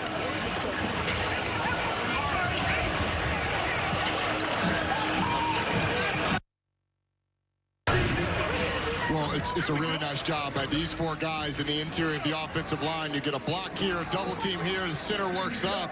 And on that RPO, you didn't need to get to the PO, the pass option. You just hand it off to the back. How about this 2-minute drive? I mean, Spencer Sanders didn't throw the ball downfield really at all. And they were able to move the ball through running game and little screens out wide. Well, this will put a smile on your face. DC now with 118 rush yards. Sanders, his first couple of completions, he looked like a different quarterback here at the end of the half. Well, I think it's because that run game got going. I mean, we mentioned how many runs I don't even know that they had on that drive, and that was a duo call, so that's a north-south run play. It's not even a perimeter run where Coach Kice told us they wanted to try to get to. See, that's just the focus on your double teams, get north and south. Is an excellent cut by Abram Smith, somebody who was a vital piece of this offense years ago. Then had to deal with the ACL, making his way back into the lineup here, extremely valuable on that drive. I'm going to try to find him for you guys here in just a second. That'd be great, because I'd love to know what he saw. He sort of saw the double team developing, felt the push, jumped back behind it, or cut back behind it. He was able to get up the field with the spin and in the end zone. Colts, his 4th year with the organization. You mentioned the torn ACL back in 2024. He's all the way back. Abram, you've dealt with injuries, you've dealt with some heartache, able to come back a big drive. Just tell us what you saw, and tell us where your health is, how you're feeling right now. Overall, I feel great, man. You know, mentally it's been tough, yeah, but I got a family back home that depends on me, so, you know, I got to take everything I can when I get the chance. What I saw was I had a little play before that. I was an ass patient, so I slowed down a little bit, let the blocks develop. You know, I knew that maybe the safety didn't want to come down and make a play, which he didn't. Got the end zone. Thank you. Yeah, I appreciate you. Perfect kickoff to Ian Wheeler, fielded inside the 1, the back end of that landing zone. And Spencer Sanders kind of figured things out a little bit. Well, they get the ball with no timeout. Spencer Sanders able to roll out. This was the downfield throw on the run, off the mark. But it was a nice snag by the receiver. This is kind of how they move the ball. Just little quick passes out to the flat and running the football. Abram Smith able to put in the end zone. You could see the patience that he was talking about, letting that backside block develop after he cuts it to the left. Originally gets out to the right, gets in the end zone. DC has had just about everything go against them in this game. Louisville's had some go against them too. But for this to be a tie ball game going into halftime. On the field. 5-yard penalty. First down. You got to feel pretty good if you're the defenders. Or if you had the over in the first half. 34 points combined in Chris Redmond's team. So you guys pile on like you've been racking up the cash all year. Look, I'm looking for my first win of the year on my bets, which is why I went with whatever Pam says. Sam knows. Tyler knows. Yes, our betting experts. Ronnie, Roy, Cole, Harry, well, maybe not as much. I second that. What a first half. A little bit of everything. Turnovers, returns, touchdowns, backup quarterbacks. And we're only halfway home here at Lynn Family Stadium. Tied at 17 in a game that means everything in this late season push to the UFL playoffs. On the other side of this break, got you covered for halftime here in Louisville.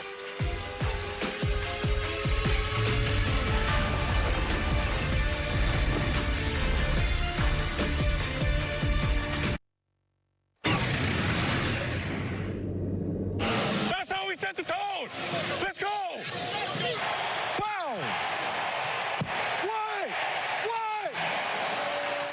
Are you good? You want to kick it? All right, let's kick it. Let's kick it. We're going to kick it.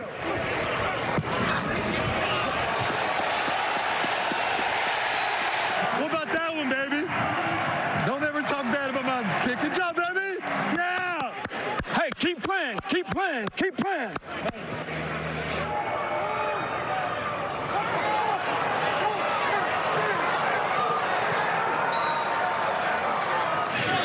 We done took their best shot.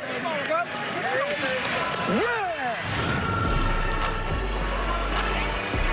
Yeah, Shannon Harris said it best. They did absorb the best shot from the home squad, the Louisville Kings, but they rallied late. We are tied at 17 here at halftime. Roddy Jones, Roy Philpott talking about all the chaos that we just witnessed. And I don't know about you, that's one of the more entertaining first halves of football I think we've seen this year. Well, we had a kickoff return for a touchdown, 12 penalties between the two teams, 5 turnovers between the two teams. Louisville's only got 58 yards of offense, and yet we're here at 17-17, so you can ball it all up and start anew because it is a fresh new ball game, basically 0-0. Yeah, we have seen so many incredible plays as we take a look at our progressive game flow. And it really highlights how the Kings have done what they've done with special teams and defense, forcing turnovers and returning kicks for touchdowns. This was the kickoff return for a touchdown. That was right after DC had taken their first play from scrimmage and gone for a touchdown. But they forced 2 interceptions. The thing is, off of these 2 interceptions, DC's defense offense has stood up, but Louisville's defense has been getting after the quarterback as well. So when you look at it, this DC defense feels like it has dominated the majority of the game, but Louisville able to get things going. They got contributions from special teams as well. The 60-yard field goal, 4-pointer that you love. Tanner Brown absolutely loved it. Just the second kicker to convert the 4-point field goal from 60 or further as we take a look at our progressive first half stats. And everything is kind of misleading considering that DC has that gargantuan advantage in total yardage. Yeah, and the big news for DC is the late surge, but also Jordan Ta'amu being out for the rest of the game with a knee injury that he tried to come back from, wasn't quite able to do it. It does really feel like, though, DC absorbed a lot from Louisville and was able to respond and tie this thing up right before the half. Our sports betting analyst, Pam Maldonado, talked about the home underdogs to start. Pam, what are we thinking at halftime here? Chaos. We want less of it in the second half, so I'm going to look to the full game at 56.5. This game this total pre-game was 45.5, and what have we seen? Two teams combining for 34 points because we had a kickoff return touchdown. We've had multiple madness happen with turnovers, a 60-yarder field goal. All of that chaos is unlikely to replicate, and we haven't seen a lot of offense. Sanders is only 3 of 7 for the quarterback situation. Rodgers is 3 of 9.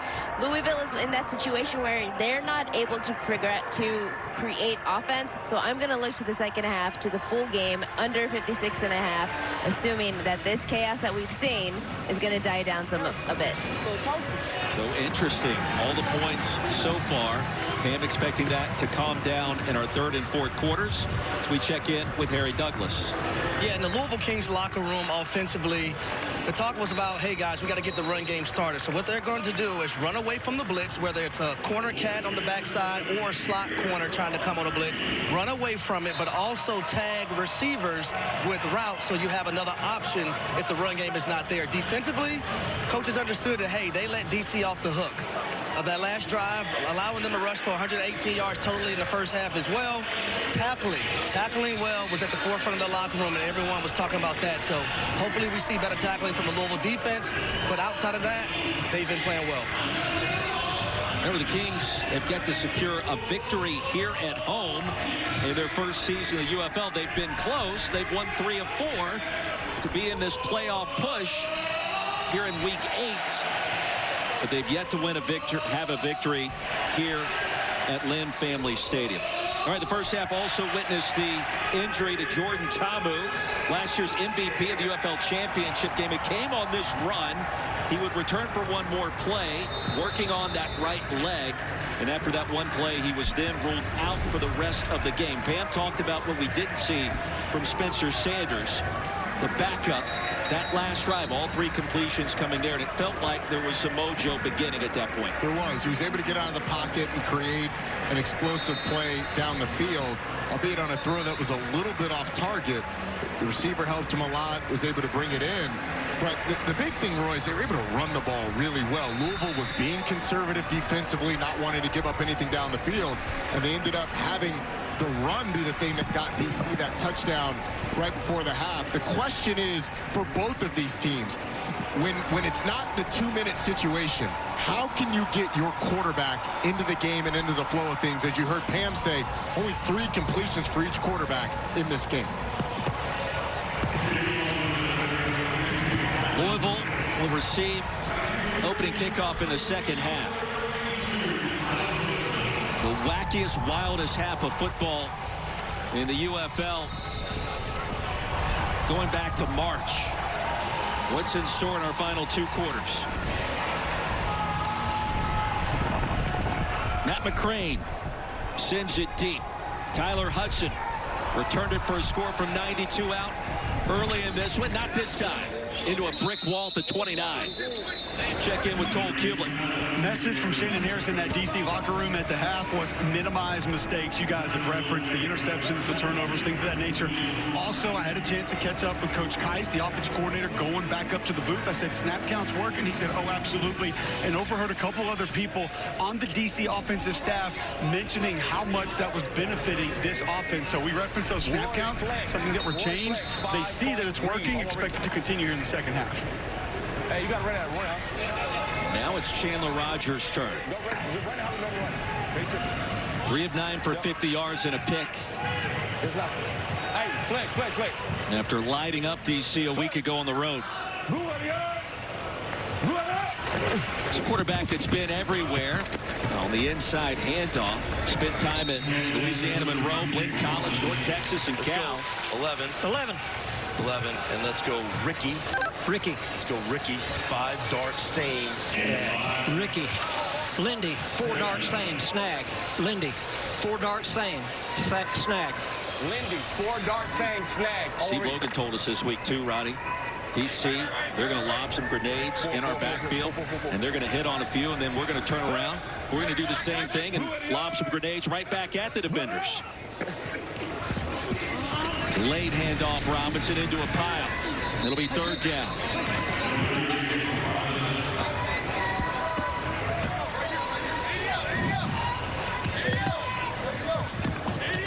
ADO, race 51 wide cut. ADO, race 51 wide cut. Race 51 wide cut. Let's go, Ricky. It's Blake Williams that launches those grenades on occasion. The issue for Louisville is they haven't been able to really hit on any of theirs. Less than 60 yards of offense in that first half. And they haven't really hit any shots down the field. Tight into Roberson again. Look out for number 50. Rogers, pressure. Rogers escapes, thought about throwing it, runs for the first down. That's one way to do it. D-Max. You got to cut him off and get him to come back. All right, let's go. Hey, let's go. Weak smoke 3 sky. Weak smoke 3 sky. Weak smoke 3 sky. Blake Williams didn't like that. He was frustrated by the inability to keep the quarterback in the pocket. Like totally cut him off. Make him cut back. You know what I mean? Just out leverage him. Talking with Maxwell.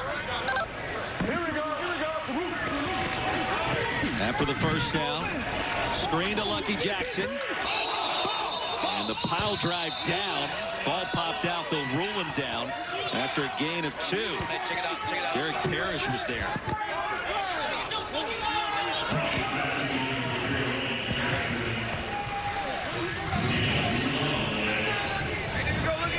Just with the ball coming out when Lucky Jackson was thrown to the ground. Parrish does a nice job after he retreats of wrapping up the ball carrier. From that angle, I think he had firm control as he was going to the ground.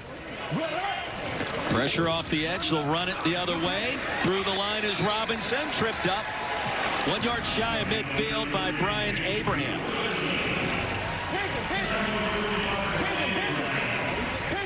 I would also say on that previous screenplay to Lucky Jackson, if he catches that football and get back outside, he had a lot of daylight.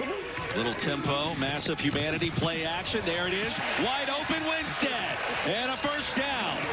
Crafty play calling that time by Steve Logan. Pressure came in from Bryce Thompson, a gain of 16. Well, he fakes the quarterback sneak, and watch what it does to the 2 defenders on the edge. As you get Isaiah Winstead just leak out right behind him. Chandler Rogers fortunate to get that off. Nice job by the quarterback of finding a way just to get the ball out to his receiver after the fake quarterback sneak. Little tight end pop or receiver pop pass. That's a play action you don't see every day. Only 1 third down conversion in the first half. Back-to-back to start the second half here. And on the move again, it's Jackson. Shoved out of the 15. We saw this route combination early in the game, and it was the biggest play for Louisville. It's a sail concept. The outside receiver takes that corner on a deep go or deep post route, and then the inside receiver in that 3-man, in that trips formation, runs a deep corner. Chandler Rogers once again able to hit him. Gain of 19. Here we go, salute. Using a little bit of tempo, Robinson maintained his balance. Does it again. And Curtis Jacobs sniffed it out. Loss of a yard. This is where Louisville's really struggled today in the red zone. Not able to put the ball in the end zone. How about this so far? 56 yards in the first half and 3 first downs. Already 54 yards in this half and 3 first downs. How about that for second half adjustments? And 14 less plays to do it. Second and long.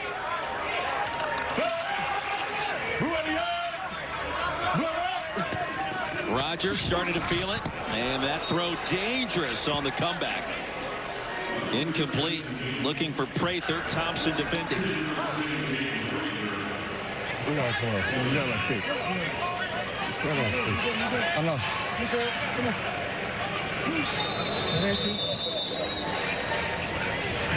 And Bryce Thompson injured on the play. Remains down on the turf, kneeling.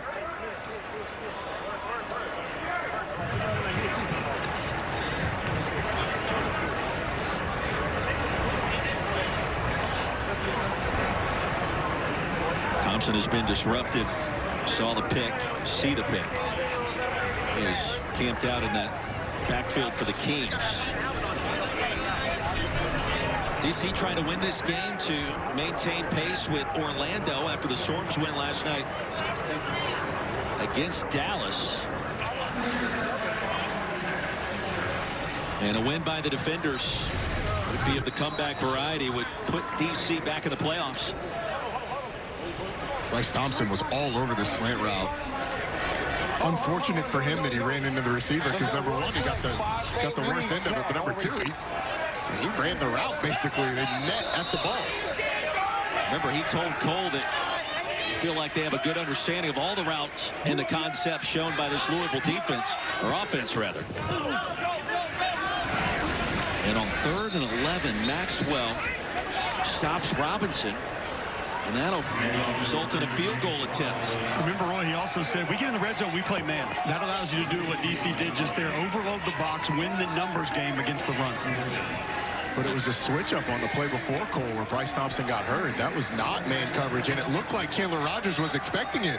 So a little tendency breaker on that second down play got him to 3rd and long. Tanner Brown connected from 60, a career best in our first half. It counted for 4 points. He's looking for 3 here from 35 and on the left hash. And the Kings are back in front 20-17. This presentation of the UFL on ABC will continue after this message and a word from our ABC stations. 9:18 left in the 3rd quarter. Louisville Kings 20, DC Defenders 17. I'm here with head coach for the Louisville Kings, Chris Redmond. Coach, you've had plenty of opportunities in the red zone. You're 0 for 4 getting into the end zone. Where have the struggles come about? Yeah, it's a lot of guys making mistakes, one person at a time. And, it's a good football team. We're playing the defending champs, and so we got to be a little more productive and not miss when the opportunities are there. Thanks, Coach. Yeah, thanks. 0 for 4 essentially in the red zone. When you're there 4 times, you haven't scored a single touchdown. Well, technically, the way they keep track is if you score points, you're credited as a red zone conversion. So technically, they're 4. Would Paul Johnson agree with that? Absolutely not. That's all I need to know. I'm sorry I just had to go full stats. Well, technically. You sound like me. We switched roles there for a minute. Defenders will get it for the first time.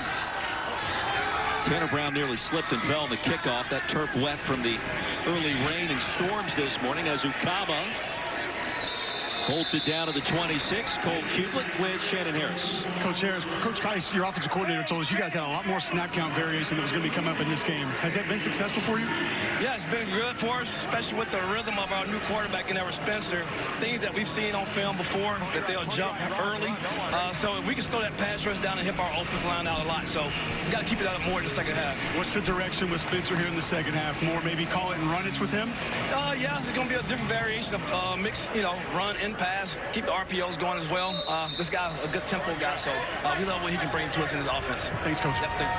Call fire at the end of that second quarter on that touchdown drive. 3 straight completions, some 3rd down conversions. They'll keep it here. Cole hinted to this possibility.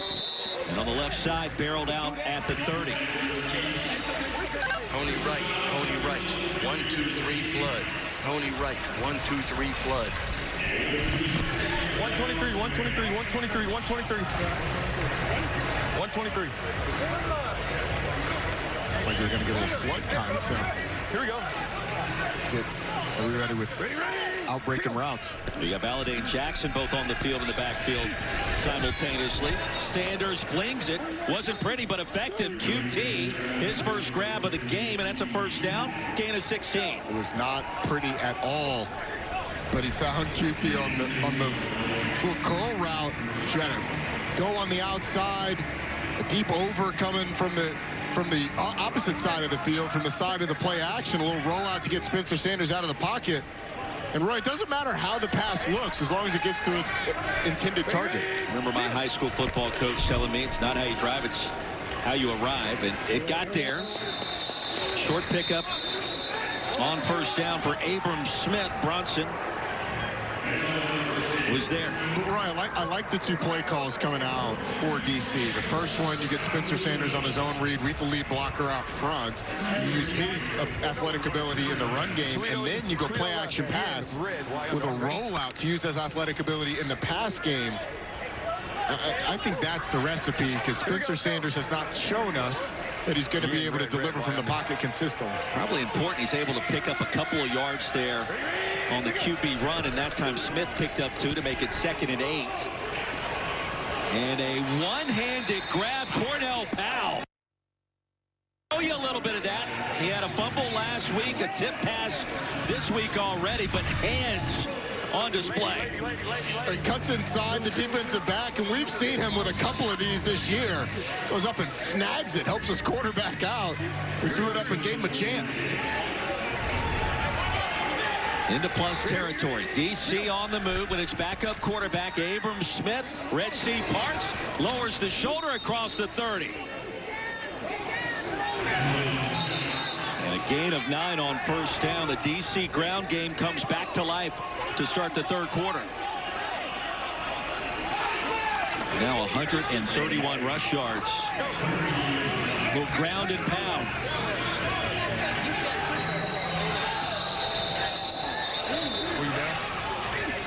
Because Louisville ended up with it. He's.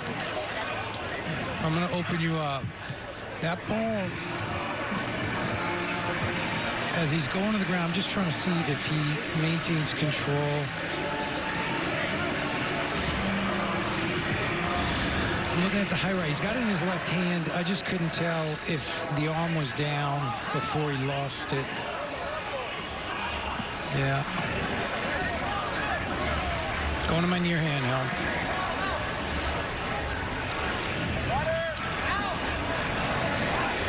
Just can't get it out.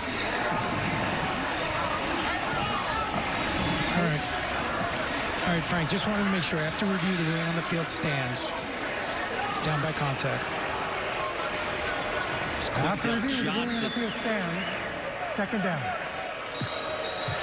And DC maintains possession on a bang-bang play right at the turf. 22 duo. You know my favorite thing about the way Dean operates?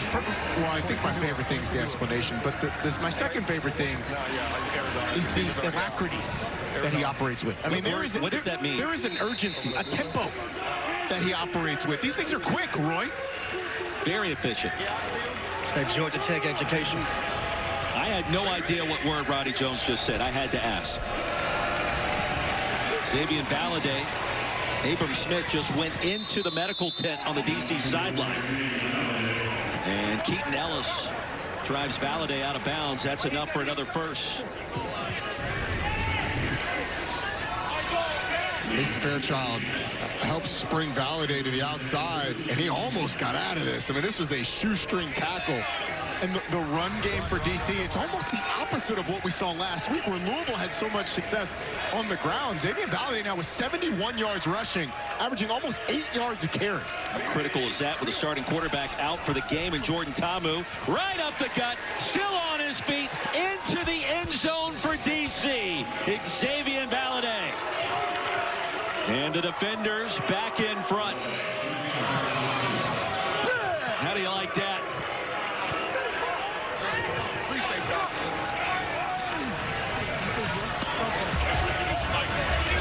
There is a viciousness with this DC ground game.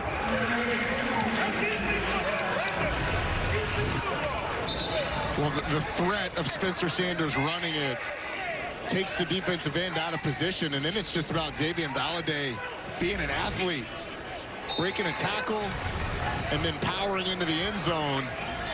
And the DC run game is really controlled. And you said it, Roy, with Jordan Ta'amu out, they've needed it. Flag comes down on the extra point. Flag Make it down, 24-20.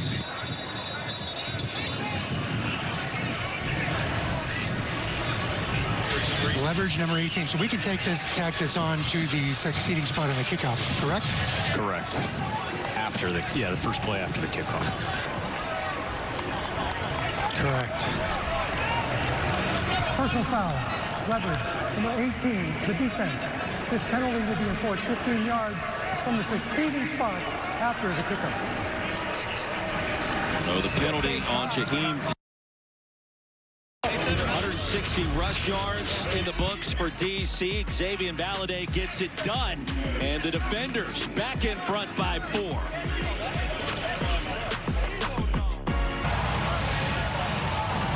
Got DC running back Xavier Valladay. We highlighted the defensive tackles of this Louisville defense before the game. You guys have had inside zone touchdown over there, or duo touchdown there, inside zone touchdown here. Why are you able to have so much success running between the tackles? Well, last week, as we all know, they got us last week. So just being able to study some film and knowing how they were playing 2 gaps, so it made us want to be more patient and set up our blocks at a more slower speed to make the game adjust to us. How do you do that running the same plays? Become more patient and wait for that to take place? It's really just pressing your keys, making sure that, your eyes, let the defender, you got to take the defender to where you want to go with your eyes. So being able to do that and press, and you know that, you have something in your back end to be able to cut off of them and hit that backside, whatever the defense that they're in the scheme-wise. There you go, Roddy. Tell the folks, running back, it's not just take the football and run. There's a skill to this. No doubt about it. Xavier Valladay was Josh Allen's running back at Wyoming before he ended up at Arizona State. Our Week 9 at UFL schedule. Friday, it's DC at Orlando, 8 Eastern. On Fox the next Saturday. Birmingham at Columbus at 3. And Sunday, Dallas at Louisville starts at 4, with St. Louis and Houston capping off the week at 7. And on this drive, we present to you our audio blitz. Nothing but natural sounds from the game on this possession for the Kings, trying to come back one more time here at home. No, they wanted it here. You can do a kick or.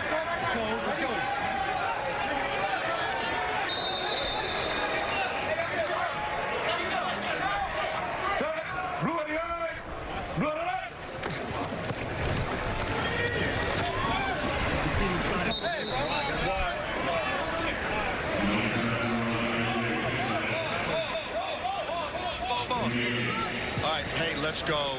Let's go short G, kick strong. Short G, kick strong. Short G, kick strong.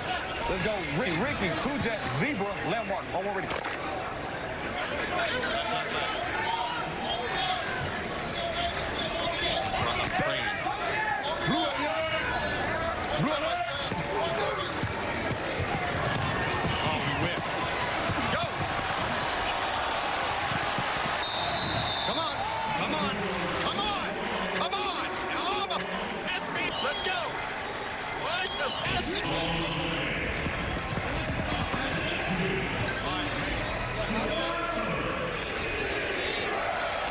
Let's go, Ricky 6, trooper slant. Oh, already. Yeah.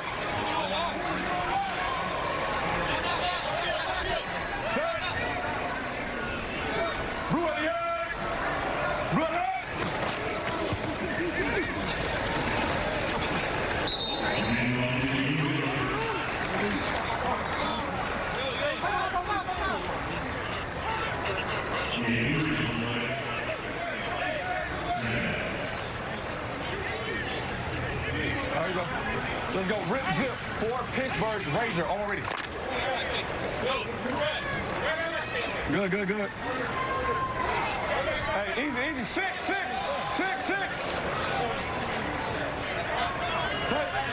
Blue at the yard. Run it up.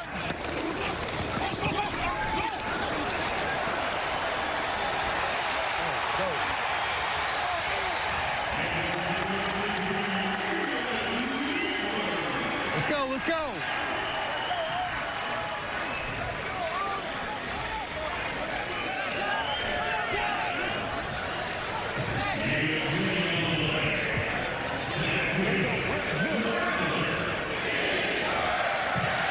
16 seconds.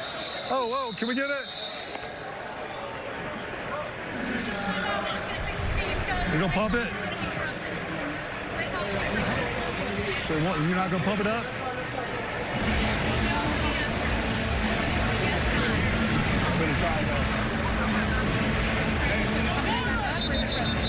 You're gonna pump it, right? Pump it, right?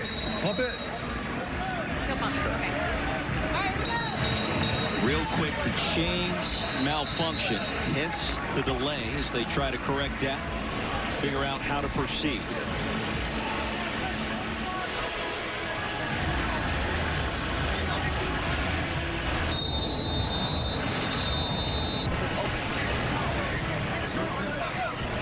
Rib zip 4 read snag already.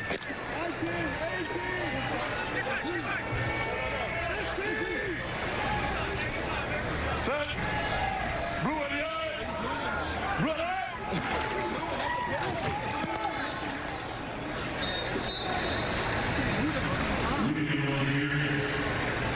They can't move at the same time.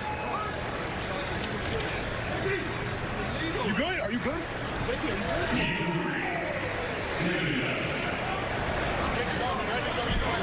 Yeah.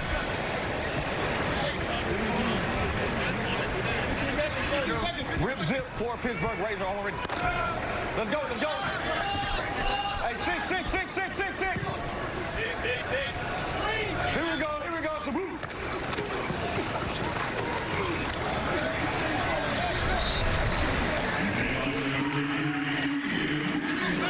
Even if they're calling it out, that's perfect because when we go flex and go inside zone lock, out of flex. All right, hey, let's go. Not in there for the tight end to block. Hey, let's go. Hey, raise Miami Oscar press. Raise Miami Oscar press. Raise Miami Oscar press. Yep, hold on. And then you also got your... So get up here. Get up here, safety.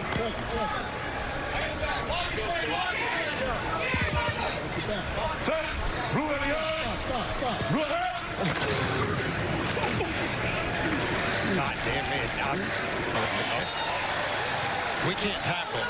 Go. D-tackles, go. D-tackles, go. D-tackles, go. Hey, I want to go Python. I want to go Python. I want to go Python. I want to go Python. You good? Yeah, go Python. Garyon Conley, the injured defender. He took a shot to the chest last week in this game. They didn't know if he was going to be able to play. And slow to his feet here.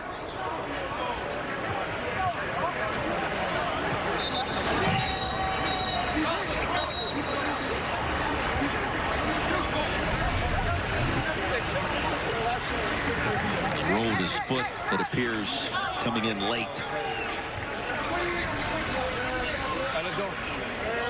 And Wheeler almost got out of there. He's run the ball well on this drive.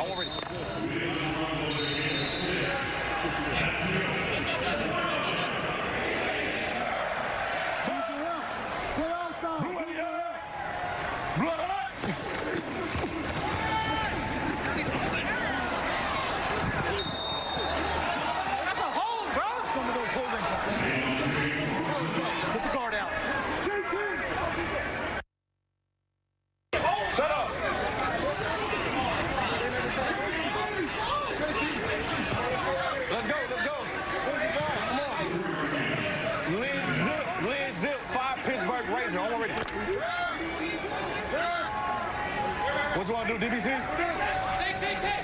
Hey, 7. Set. Blue in the eye. Blue in the eye.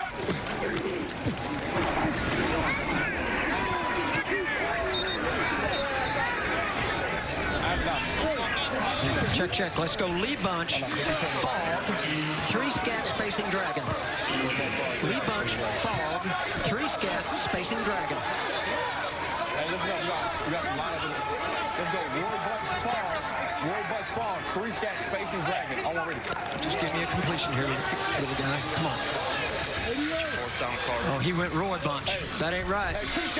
That ain't right. There you go. It's got to be 2 scat now.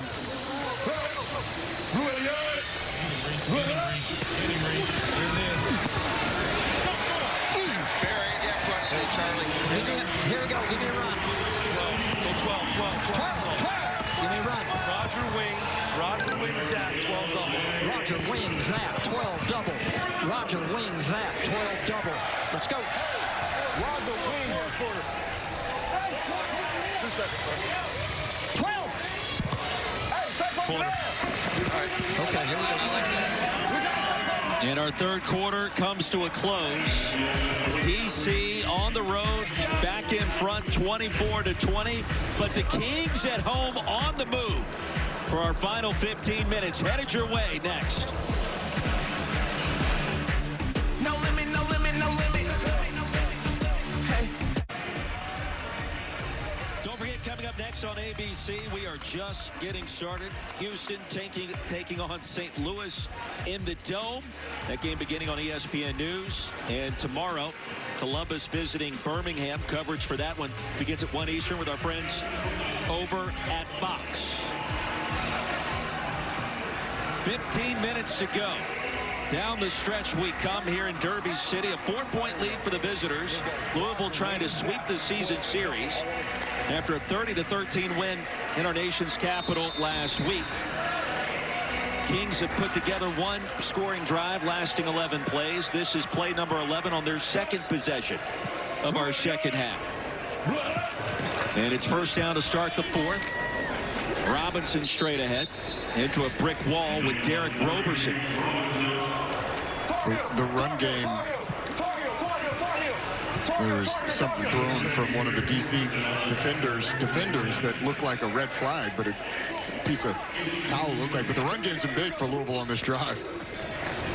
Over 50 yards rushing. Robinson able to sneak through the line and powers his way to make it third down and 2. I don't know how he does this. You've got two pullers going this way. You've got a tight end going the other way.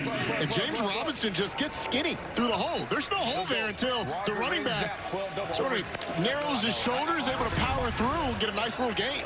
Roddy, so far, 74 rushing yards for the Louisville Kings in the second half. Only had 33 at halftime. 57 coming on this drive. Remember, the Kings 0 for 4 in the red zone on third down. Robinson again trying to change that here. Robinson.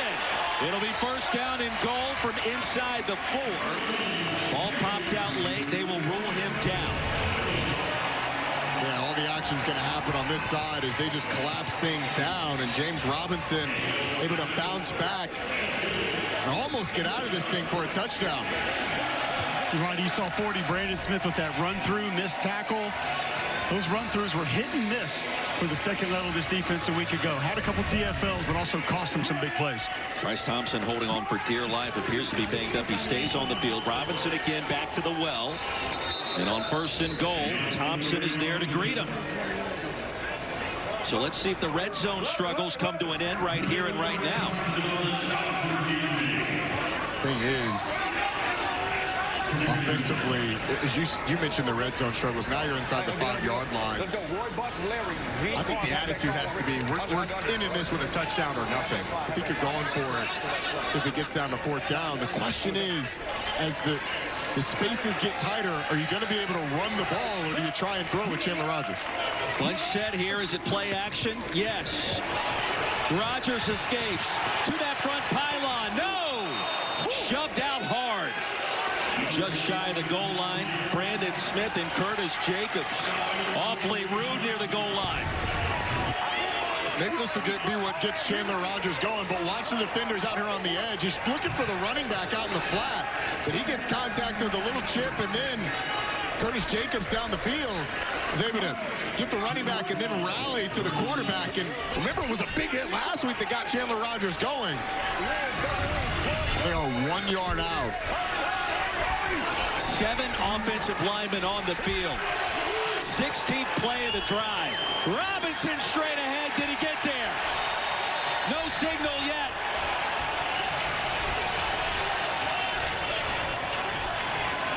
There it is. Touchdown, Louisville. And a flag comes in late.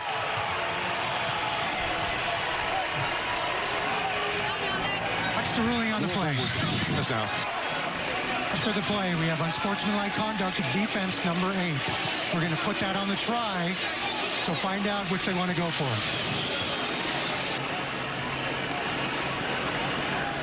Coach.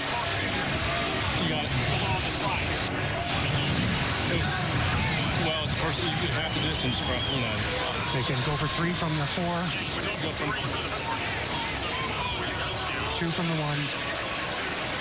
And go half the distance, right? Correct. All right. Hey guys, let's go for. Y'all want to go for 2? We're in the half. Where are we at? What yard line are we on? What did number 8 do? Number 8 was not issued. All right, we're just going to hit. We got personal. Just wants to go for 1. So we'll go for to the 7.5. Correct. Okay. Throughout the play is a touchdown. After the play, unsportsmanlike conduct. Number 8 of the defense is first of the game. This penalty will be enforced. Half the distance, the try will be from the 7.5. So the infraction goes on Derek Parrish. The conversation was interesting. You could go for 2 from the 1 after the penalty and grab a lead that extends past a field goal. Instead, Chris Rebin opts to kick just the extra point. Well, Louisville was really fortunate because they were moving at the snap. They were not set, and that was not called. It's also something that can't be challenged by DC because only live ball fouls can be challenged, or live ball action can be challenged. So DC Watching you.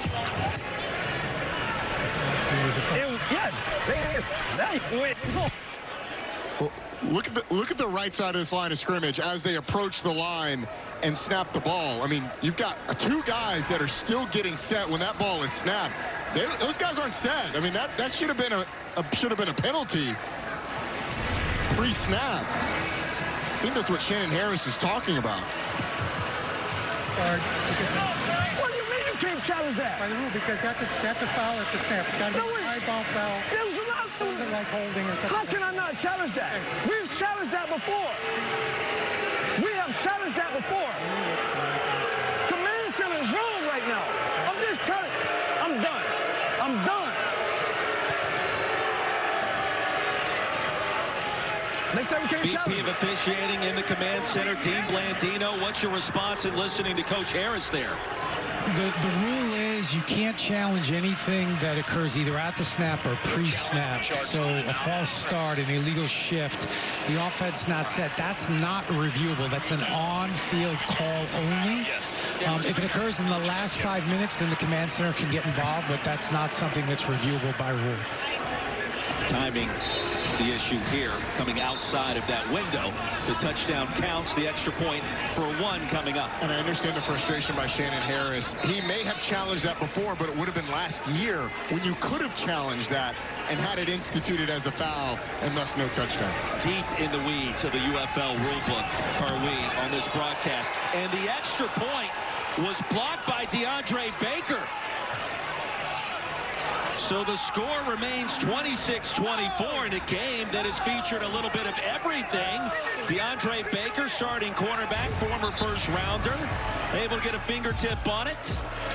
He got an unbelievable jump. I'm surprised he wasn't offsides, but that could be a huge blocked extra point as now Louisville only up by 2.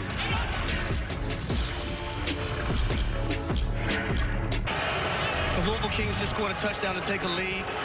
James Robinson is the recipient of the touchdown. You guys on that drive, 76 rush yards. What changed in the second half that didn't work in the first half? Just more execution up front and all over. I mean, all of it start.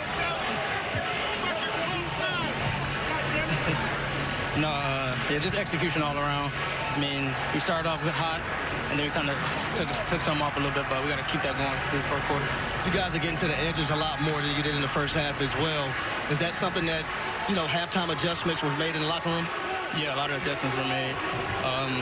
We had those runs in the first, but like I said, we just didn't execute them well, and then we just kind of got back to it. And you see, obviously, that first drive we did pretty good. Thanks, James. Yeah, no problem. James Robinson, leading rusher today for Louisville, was a standout in the NFL for Jacksonville just a couple of years back as an undrafted free agent, rushed for over 1,000 yards and 7 touchdowns on the ground, 3 more through the air, showing his value today in the UFL. Eric Ezukama from the 4. DC gets it back after nearly a 9-minute drive. Ezukama will be spun down shy of the 35. So finally a red zone touchdown for the Kings. Now 1 for 5 in that department. Well, it took some time to get there. We did have a penalty during that last break on DC defenders defensive coordinator Blake Williams, and they're going to assess that right here after the return of the kickoff.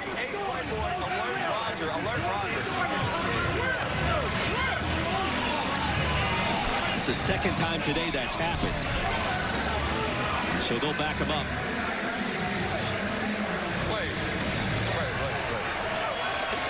And if you're tuning in expecting to see St. Louis and Houston, that game has started at the Dome. Currently airing on ESPN News. We got off to a late start today due to weather. Delay of about 36 minutes at noon Eastern. And here we are in what could be the game of the year in the UFL, with wacky play after wacky play. In a high-scoring affair, only the second possession for DC of this second half. And it begins again with a backup quarterback, Spencer Sanders. Off the pump fake, he'll take off. And a good job by the Kings. They stayed home to the 20, and that's it. It was Cam Gill. Well, there were a lot of bodies around the line of scrimmage, and it looked like you were going to get man-to-man coverage on the outside. So you can hear Spencer Sanders saying, alert, alert, and then looking for the fade ball. It looked like he was trying to get to Cornell Powell, who was against Bryce Hall, and kind of gave up on the route. So it gave Sanders nowhere to throw the ball. It's a good decision not to throw that football. Very good decision. Crowd has been a factor today. Good environment in Louisville, their first year in the UFL, showing pressure. Here they come. Sanders retreats. Sanders swallowed up by Cubits. Nick Cubits in a race. Put him down on the turf. And the fourth sack by this Kings defense. Well, Cubits is right there, and he's going to come around. You get blitzers, a blitzer off the edge as well. Defensive end goes down inside, and Nick Cubits just keeps working. And he's able to run down Spencer Sanders. And now on this 3rd and long, this Louisville defense has got to be feeling some momentum. They finally got DC off schedule offensively. See if they heat Spencer Sanders up or they drop numbers. 3rd and 15. Sanders floats one up. Man-to-man coverage. Ty Scott, I don't think so. The coverage was there from Cam Dantzler. And a 3-and-out forced by the Kings defense, protecting this 2-point lead. Ends up being a little bit of a double move, but with the corner off, it's sort of a token fake to the outside by Ty Scott, and it just becomes a jump ball. Cam Dantzler does a nice job of not losing any composure down the field, forcing the quick 3-and-out. You can't make your double move 5 yards away from the defender. Especially on an out route, he's never going to bite on that. Paxton Brooks sends it to Lucky Jackson. From the 35. Full head of steam. There he goes.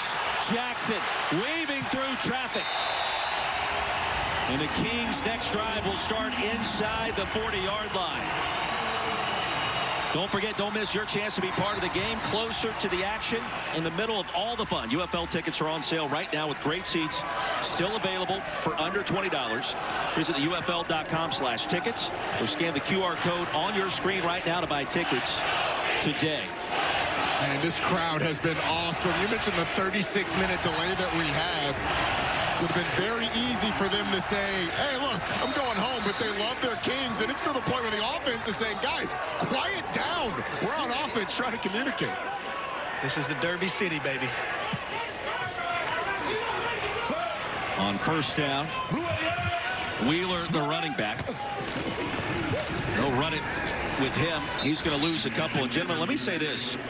The UFL made the right call in bringing a franchise to this city because they care, and they made the right call with the head coach, who's a hometown hero in Chris Redmond.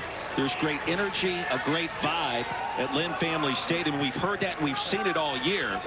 And you mentioned it, Roddy, even after that weather delay, many have chosen to stay, support the team, and this is just getting started in Derby City.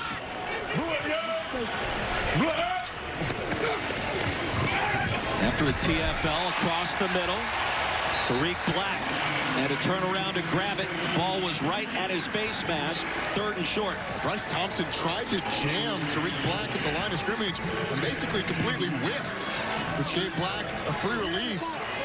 Able to hook up over the ball, a good delivery by Chandler Rogers. That's what we're more accustomed to seeing from Louisville offensively. That's what DC has done a nice job of taking away from Chandler Rogers today.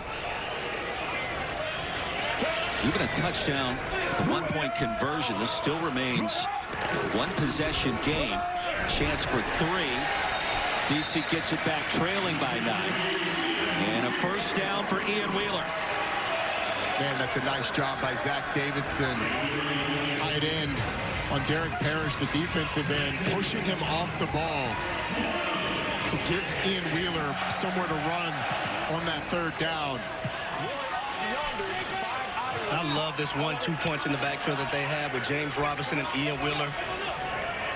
Both guys just bring their lunch pail and their hard hat to work, every single day. That hard hat has resulted in 7 of 8 on third down with conversions in this second half after a 1-for-5 start. Rogers wide open for the touchdown is Winstead. Isaiah Winstead from East Carolina. A hop, skip, and a jump wide open, and 6 more on the board for the Kings.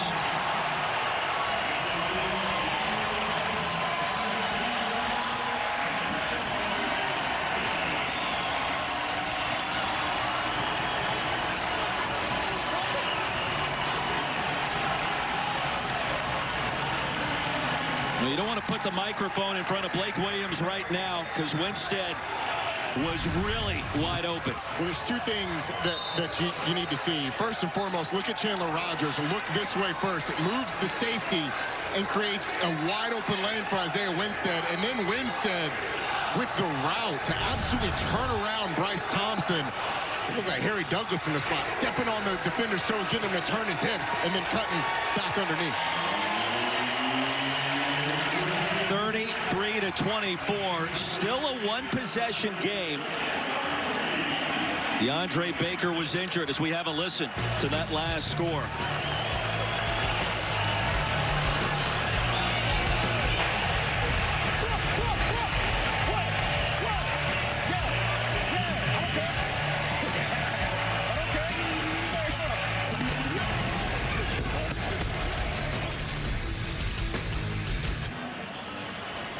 And 43 seconds to go in the ball game here in the fourth quarter. Louisville 33, DC 24. 5 catches for 92 yards and a touchdown for you, Isaiah Winstead. 1-on-1 in the red zone. What's your mindset? Come to me. Throw me the ball. Overly blessed. Thankful. Thank God. Thank the coaches, the O-line for blocking for me, and Chandler for believing me. He stepped up, QB1, and he's been phenomenal. Talk about Chandler a little bit more. Being poised in the pocket, did a great job looking left, then coming back right to you. How has that poise really lifted up this Louisville football team the last 2 weeks? A lot. More than the last 2 weeks. Last, 4 weeks since the Renegades game. He's just a natural-born leader. Soon as, when we breaking in for practice, he's the one talking in the huddle, getting us going. So he's just natural leader, natural-born leader, just getting us going. Thanks, Isaiah. Appreciate y'all. Chandler Rogers, the quarterback that Harry was talking about with Isaiah Winstead, said last week after the game, after that vicious hit by Derek Roberson, he was playing mad. It feels like this second half, we've seen Chandler Rogers play mad again. Ezukama upended by Tyler Hudson, who had the kick return for a touchdown earlier in this game. Back in the first half, and DC's drive will begin near its own 30. So, Roy, I would tell you that run game in the second half for the Louisville Kings, only 33 at halftime, 89 in the second half. It opens things up in the pass game.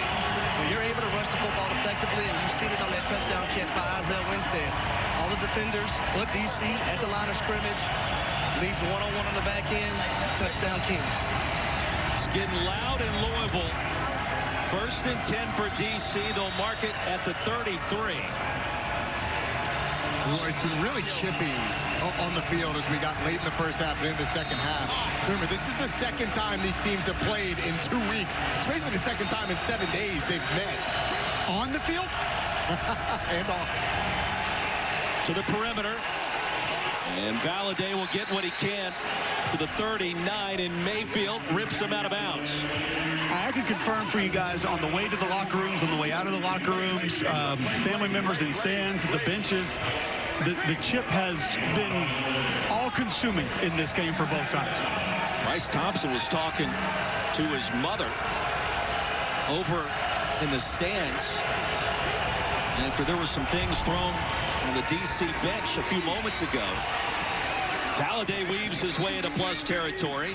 And now Xavier Valladay over 100 yards rushing after a gain of 13.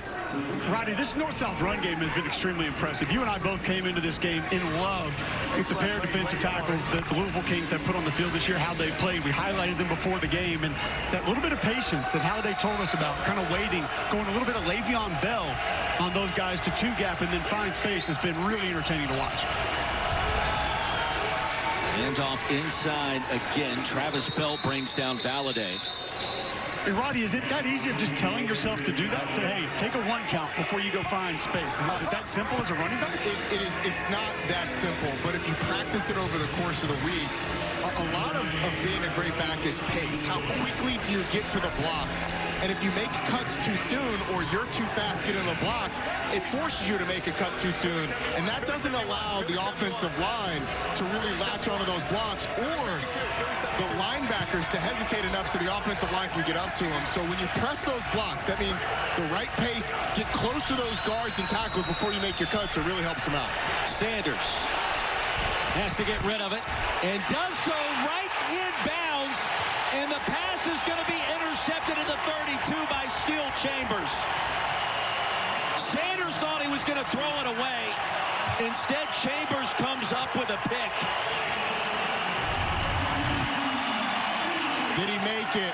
Let's watch those feet. Clearly in bounds. Oh, yeah, that's good on in every level of football. You only need 1 foot in the UFL now. That was 2, 1 for extra measure. If you're Spencer Sanders and you're throwing that ball away, you got to throw it to section F. Like, it is nowhere near the sideline. Does not get enough on it. And the 3rd interception today for this Louisville Kings defense. Their 5th interception in the 2 meetings against DC. They've got the cheat code on this defender's offense. Chandler Rogers back on the field. And batted down. Looking for Black. So we check in with Harry. Yeah, I'm right here with linebacker Steel Chambers. Looks like you need to petition to head coach Chris Redmond to play a little receiver with the toe tap. I mean, I play a little running back in my day, so I wouldn't be opposed to that. But, yeah, I mean, just got to make a play whenever my number's called. Talk about this defense, making plays, creating takeaways all day long, getting sacks, just playing with some energy. Has this crowd, played a factor in that as well? I mean, yeah, you can tell just all the noise that they're making. And, I mean, it just feels like backyard football out there, just making plays, making tackles, and having fun with the boys. Thanks, Steel. Continue to be that Steel. Yes, sir. Buckeyes. Steel Chambers, we told you right there, first team All Big Ten at the Ohio State. Second to UFL in tackles a year ago, playing for Memphis. And after a gain of 3, quickly, Roddy, it's 3rd down. It's big 3rd down for this DC defense. You got to be able to get off the field. They've been able to get pressure on Chandler Rogers, but have not been able to bring him down in the second half. That's job number 1. I'd expect some man coverage, and in these situations, Blake Williams typically heats up the quarterback with some pressure. A win today by Louisville, right there in the playoff mix. Would have won 4 out of 5 at that point. Want to convert here. Black across the middle on the slant. Dives ahead. That'll move the chains.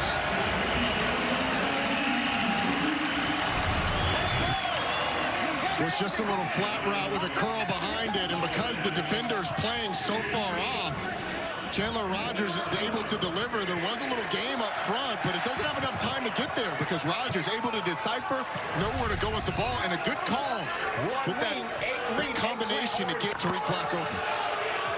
And with that first down, DC starting to run out of time. Couple of timeouts and the 2-minute warning, trailing by 9. Robinson gobbled up, slung backwards by Derek Parrish.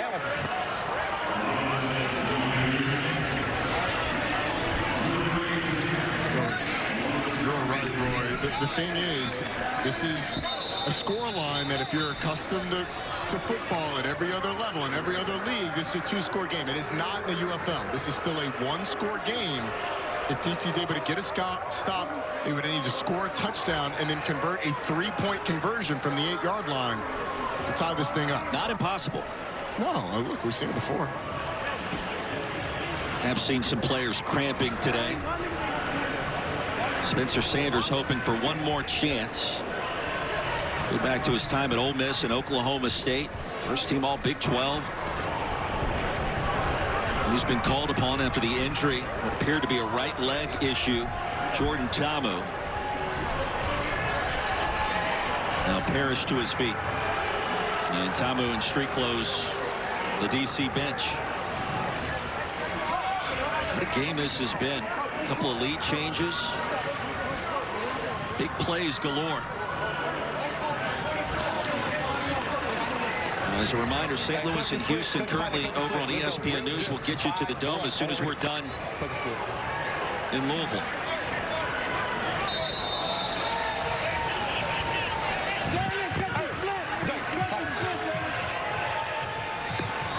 Wheeler, the running back. Under 3.5 to go. But Wheeler needed one more half step, and he was off to the races. Brandon Smith stops him at just a gain of 2 there. This might be the play of the game. 3rd and 11 on Louisville's own 43-yard line. I mean, you got to get off the field here if you're DC. If Louisville's able to convert, this game is very close to being over with only 2 timeouts. I think also from Louisville, you want to be careful because you do not want to turn the football over in this situation either. Conservative call. It goes to Wheeler straight ahead and across midfield. Let's see where they spot it. At the plus 49, so they cannot punt. They cannot punt. DC's going to be forced into a situation where they have to defend a 4th down. Still on 10? You still on 10? What do we got? 11. Yeah, go Alpha. 11.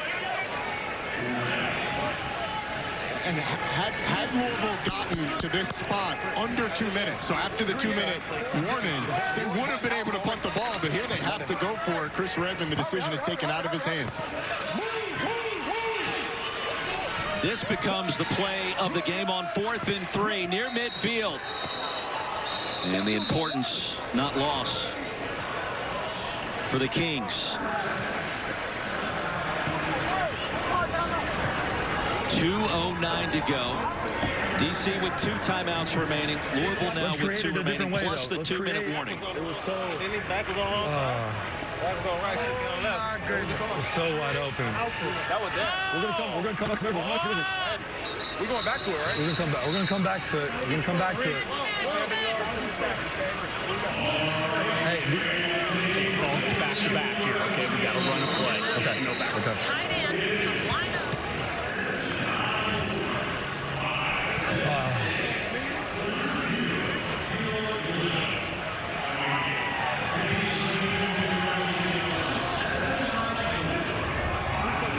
Redmond knows the importance of this sequence. A couple of deep breaths. Spencer Sanders wants one more chance.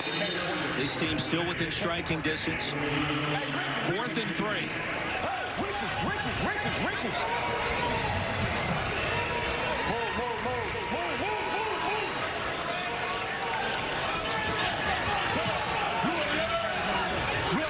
There's the bunch. Wheeler in the backfield. Quick strike, and it's incomplete. DC will take over, looking for Winstead. It was open for a moment, but Thompson and Anderson in coverage. Well, they're trying to hit Isaiah Winstead there, but the throw is just a little bit off from Chandler Rogers. Winstead sits in the zone, and there's a little hole for that. Just a small one.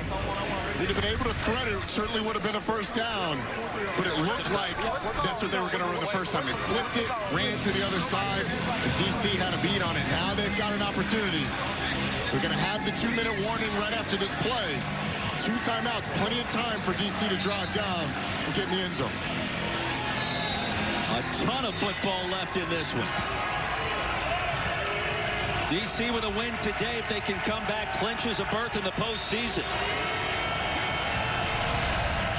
On 1st down, Sanders through traffic, rifles it into Ezukanma, and that will be down to the 42.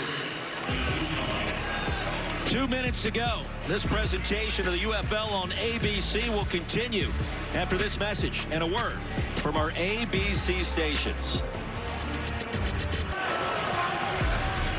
Now the Houston Gamblers Gamblers doubling down early at the Dome. Hunter Decker's a 4-yard scoring strike to John Trey Kirkland. It was 7-3 at that point, and then moments ago, Kerry Vincent Jr., not 1, not 2, not 4, but 6 on the return the other way. And the Gamblers, with the early lead at the Dome, will get you to St. Louis as soon as we are done here in Louisville. That game underway on ESPN News, and it has been bonkers to say the least. Back and forth we've gone. Shannon Harris's team is still in it. They need a touchdown and a 3-point conversion coming up for 2nd and short already on Louisville's end of the field. This is what it comes down to, and Spencer Sanders really put together a nice drive at the end of the first half in a 2-minute situation where they went tempo, they ran the ball well, they were able to kick it out wide, get the ball out of his hands quick. I would anticipate that to be the same game plan on this drive. High-scoring affair with big plays galore. Straight ahead goes Smith. He'll pick up the first down, stumble backwards for a couple of more. The reason that is so effective, the run game, even in these situations, is Louisville's keeping those 2 safeties back deep, because obviously in 2 minutes it's a passing situation, but DC's been able to run the ball well. After picking up the first, Sanders delivers, and Powell on the fastball couldn't corral it.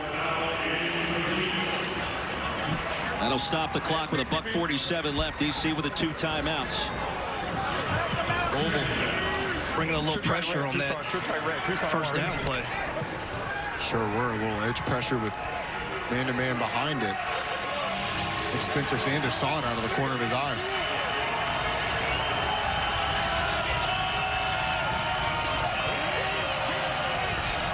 More pressure off the edge. Sanders sees it. Sanders straight ahead. Takes a hard hit into the red zone. That's enough for another first down. Spread right. 71 slants. 71 slants.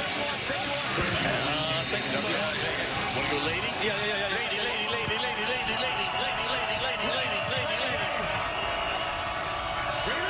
After a gain of 13, Abram Smith will get another touch. Patient runner. Tumbles down to the 12. You could hear the late check by Fred Kais, seeing the way that Louisville was lining up, had what I would call a fair fight box. 5 guys inside the box. You've got 5 offensive linemen to block them. They check to that inside zone to the left, that lady, and get a nice game. Approaching a minute to play. Defenders need a touchdown and a 3-point conversion to tie it. Into the flats. Smith has it. Smith going to be tripped up and upended at the 2. It'll be 1st and goal from there. And in the big personnel group, they got to do it quick, though. You don't want too much time to go off the clock to give you some time if indeed you do have to go for it on that 4th and 12 as the onside kick. They call it timeout. There you go. Second timeout of the half. 1 remaining, and it was Quindell Johnson that prevented the score that time. Yeah, Abram Smith's just going to leak out of the backfield, and Spencer Sanders does a nice job of creating extra time with his legs. They actually pick up the blitz pretty easily, but no contain on the outside. Abram Smith all alone in the flat. Almost gets into the end zone. That's a great, let me close my eyes tackle. and to be honest with you, as a back, you're going to go back and watch that and think, could I have found a way to get a hand down, another foot down? I mean, Abram Smith is probably gassed right there. So a fresh Abram Smith, I bet, gets in the end zone. Crunch time has arrived. 59 seconds to go. 1st and goal. Defenders need a touchdown and a 3-point conversion to tie. That attempt would come from the 8-yard line if they can punch it across the goal line first.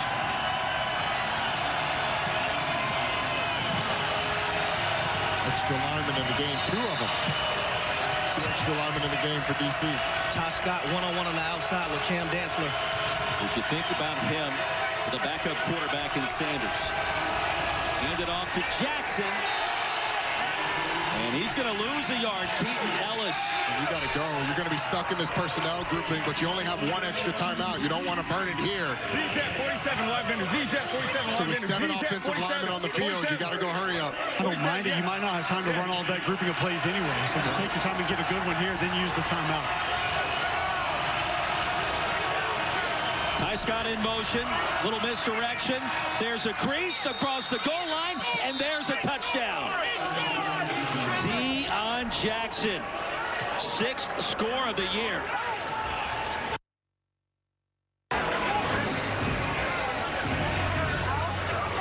Now on a day where we've seen a 4-point field goal, are we going to see a 3-point conversion converted? Nice job by the left side of that offensive line, caving things down so the two pullers can get out in front of Deion Jackson, who's able to find the end zone.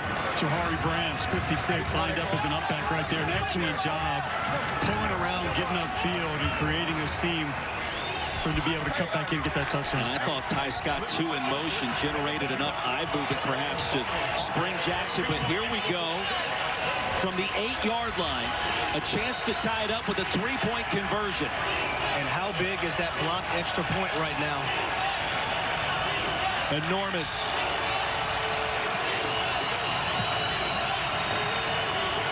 Valladay in the backfield. Sanders with a little bit of time. He'll buy some more. Running out of real estate. Floats it. Incomplete. Ezukama was open. He tried to keep the feet in bounds, and he simply ran out of room in the back corner.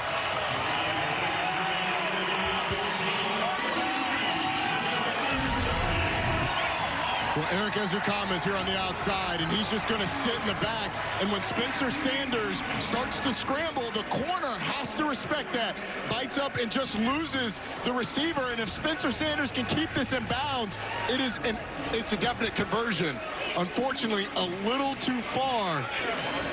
Ezukama frustrated, and now DC's going to have to go for it. 4th and 12 from their own 28.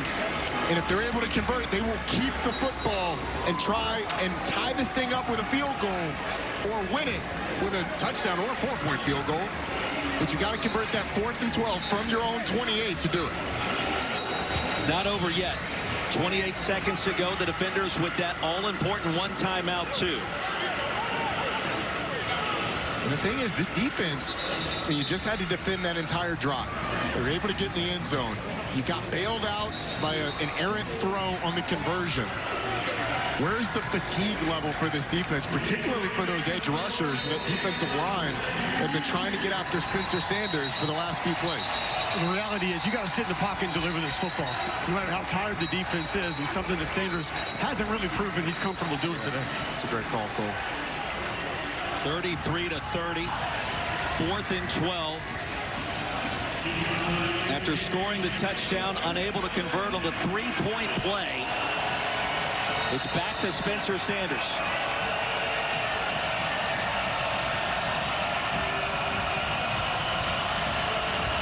DC needs the 40. It's QT in motion now in the slot. Here comes the pressure. Sanders under duress. Comes up well short. And the pressure by Corey Mayfield Jr. leads the UFL in interceptions. One earlier today was more than enough. This comes down to the running back. Challenge over here. Challenge over here. Coach, what do you got? Hey, chill out, man. I'm talking to you. I'm asking you a question. Don't do it. Hey, did he hold you? What you mean? Yep. Right here. All right, I want to play holding on the DB on number 2. Hold pass interference. Whoever it was on our 19 on the outside receiver. Pass interference on your number 19. Yes. Yes. Yes. Can I answer your problem?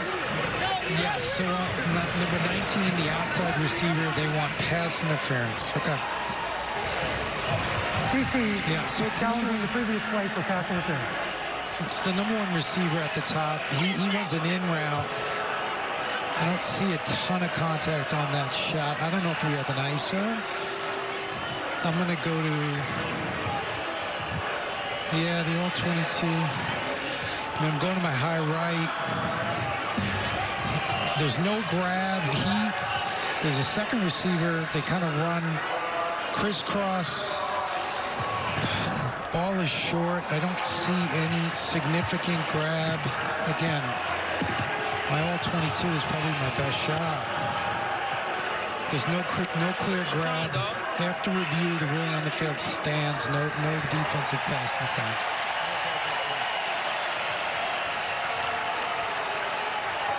After reviewing the play, there is no penalty for pass interference. DC is charged the third and final timeout and may no longer challenge for the remainder of the game. Pass was well short to begin with.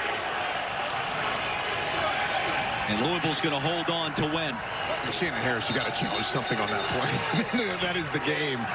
And that was as good as any. I think this Louisville team is going to walk out of here now in playoff position. The way that they've surged since Chandler Rogers has taken over as quarterback has been tremendous. A guy that had a really circuitous route in college.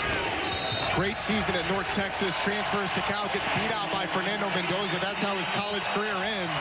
Circuitous route since he's gotten to the pros, but man, what he's shown since he's gotten his opportunities, the starting quarterback of Louisville, has been tremendous. Here come the Kings, 33-30. They've won 4 of their last 5 ball games. Roddy mentioned it, in playoff position as one of the better teams in the UFL this spring. That'll do it for us. For Roddy Jones, Cole Kublik, Harry Douglas, and Pam Maldonado, our entire hardworking ABC crew, I'm Roy Philpott, as we say so long from Louisville. Now let's get you to St. Louis for more UFL coverage. Joe Tessitore and company.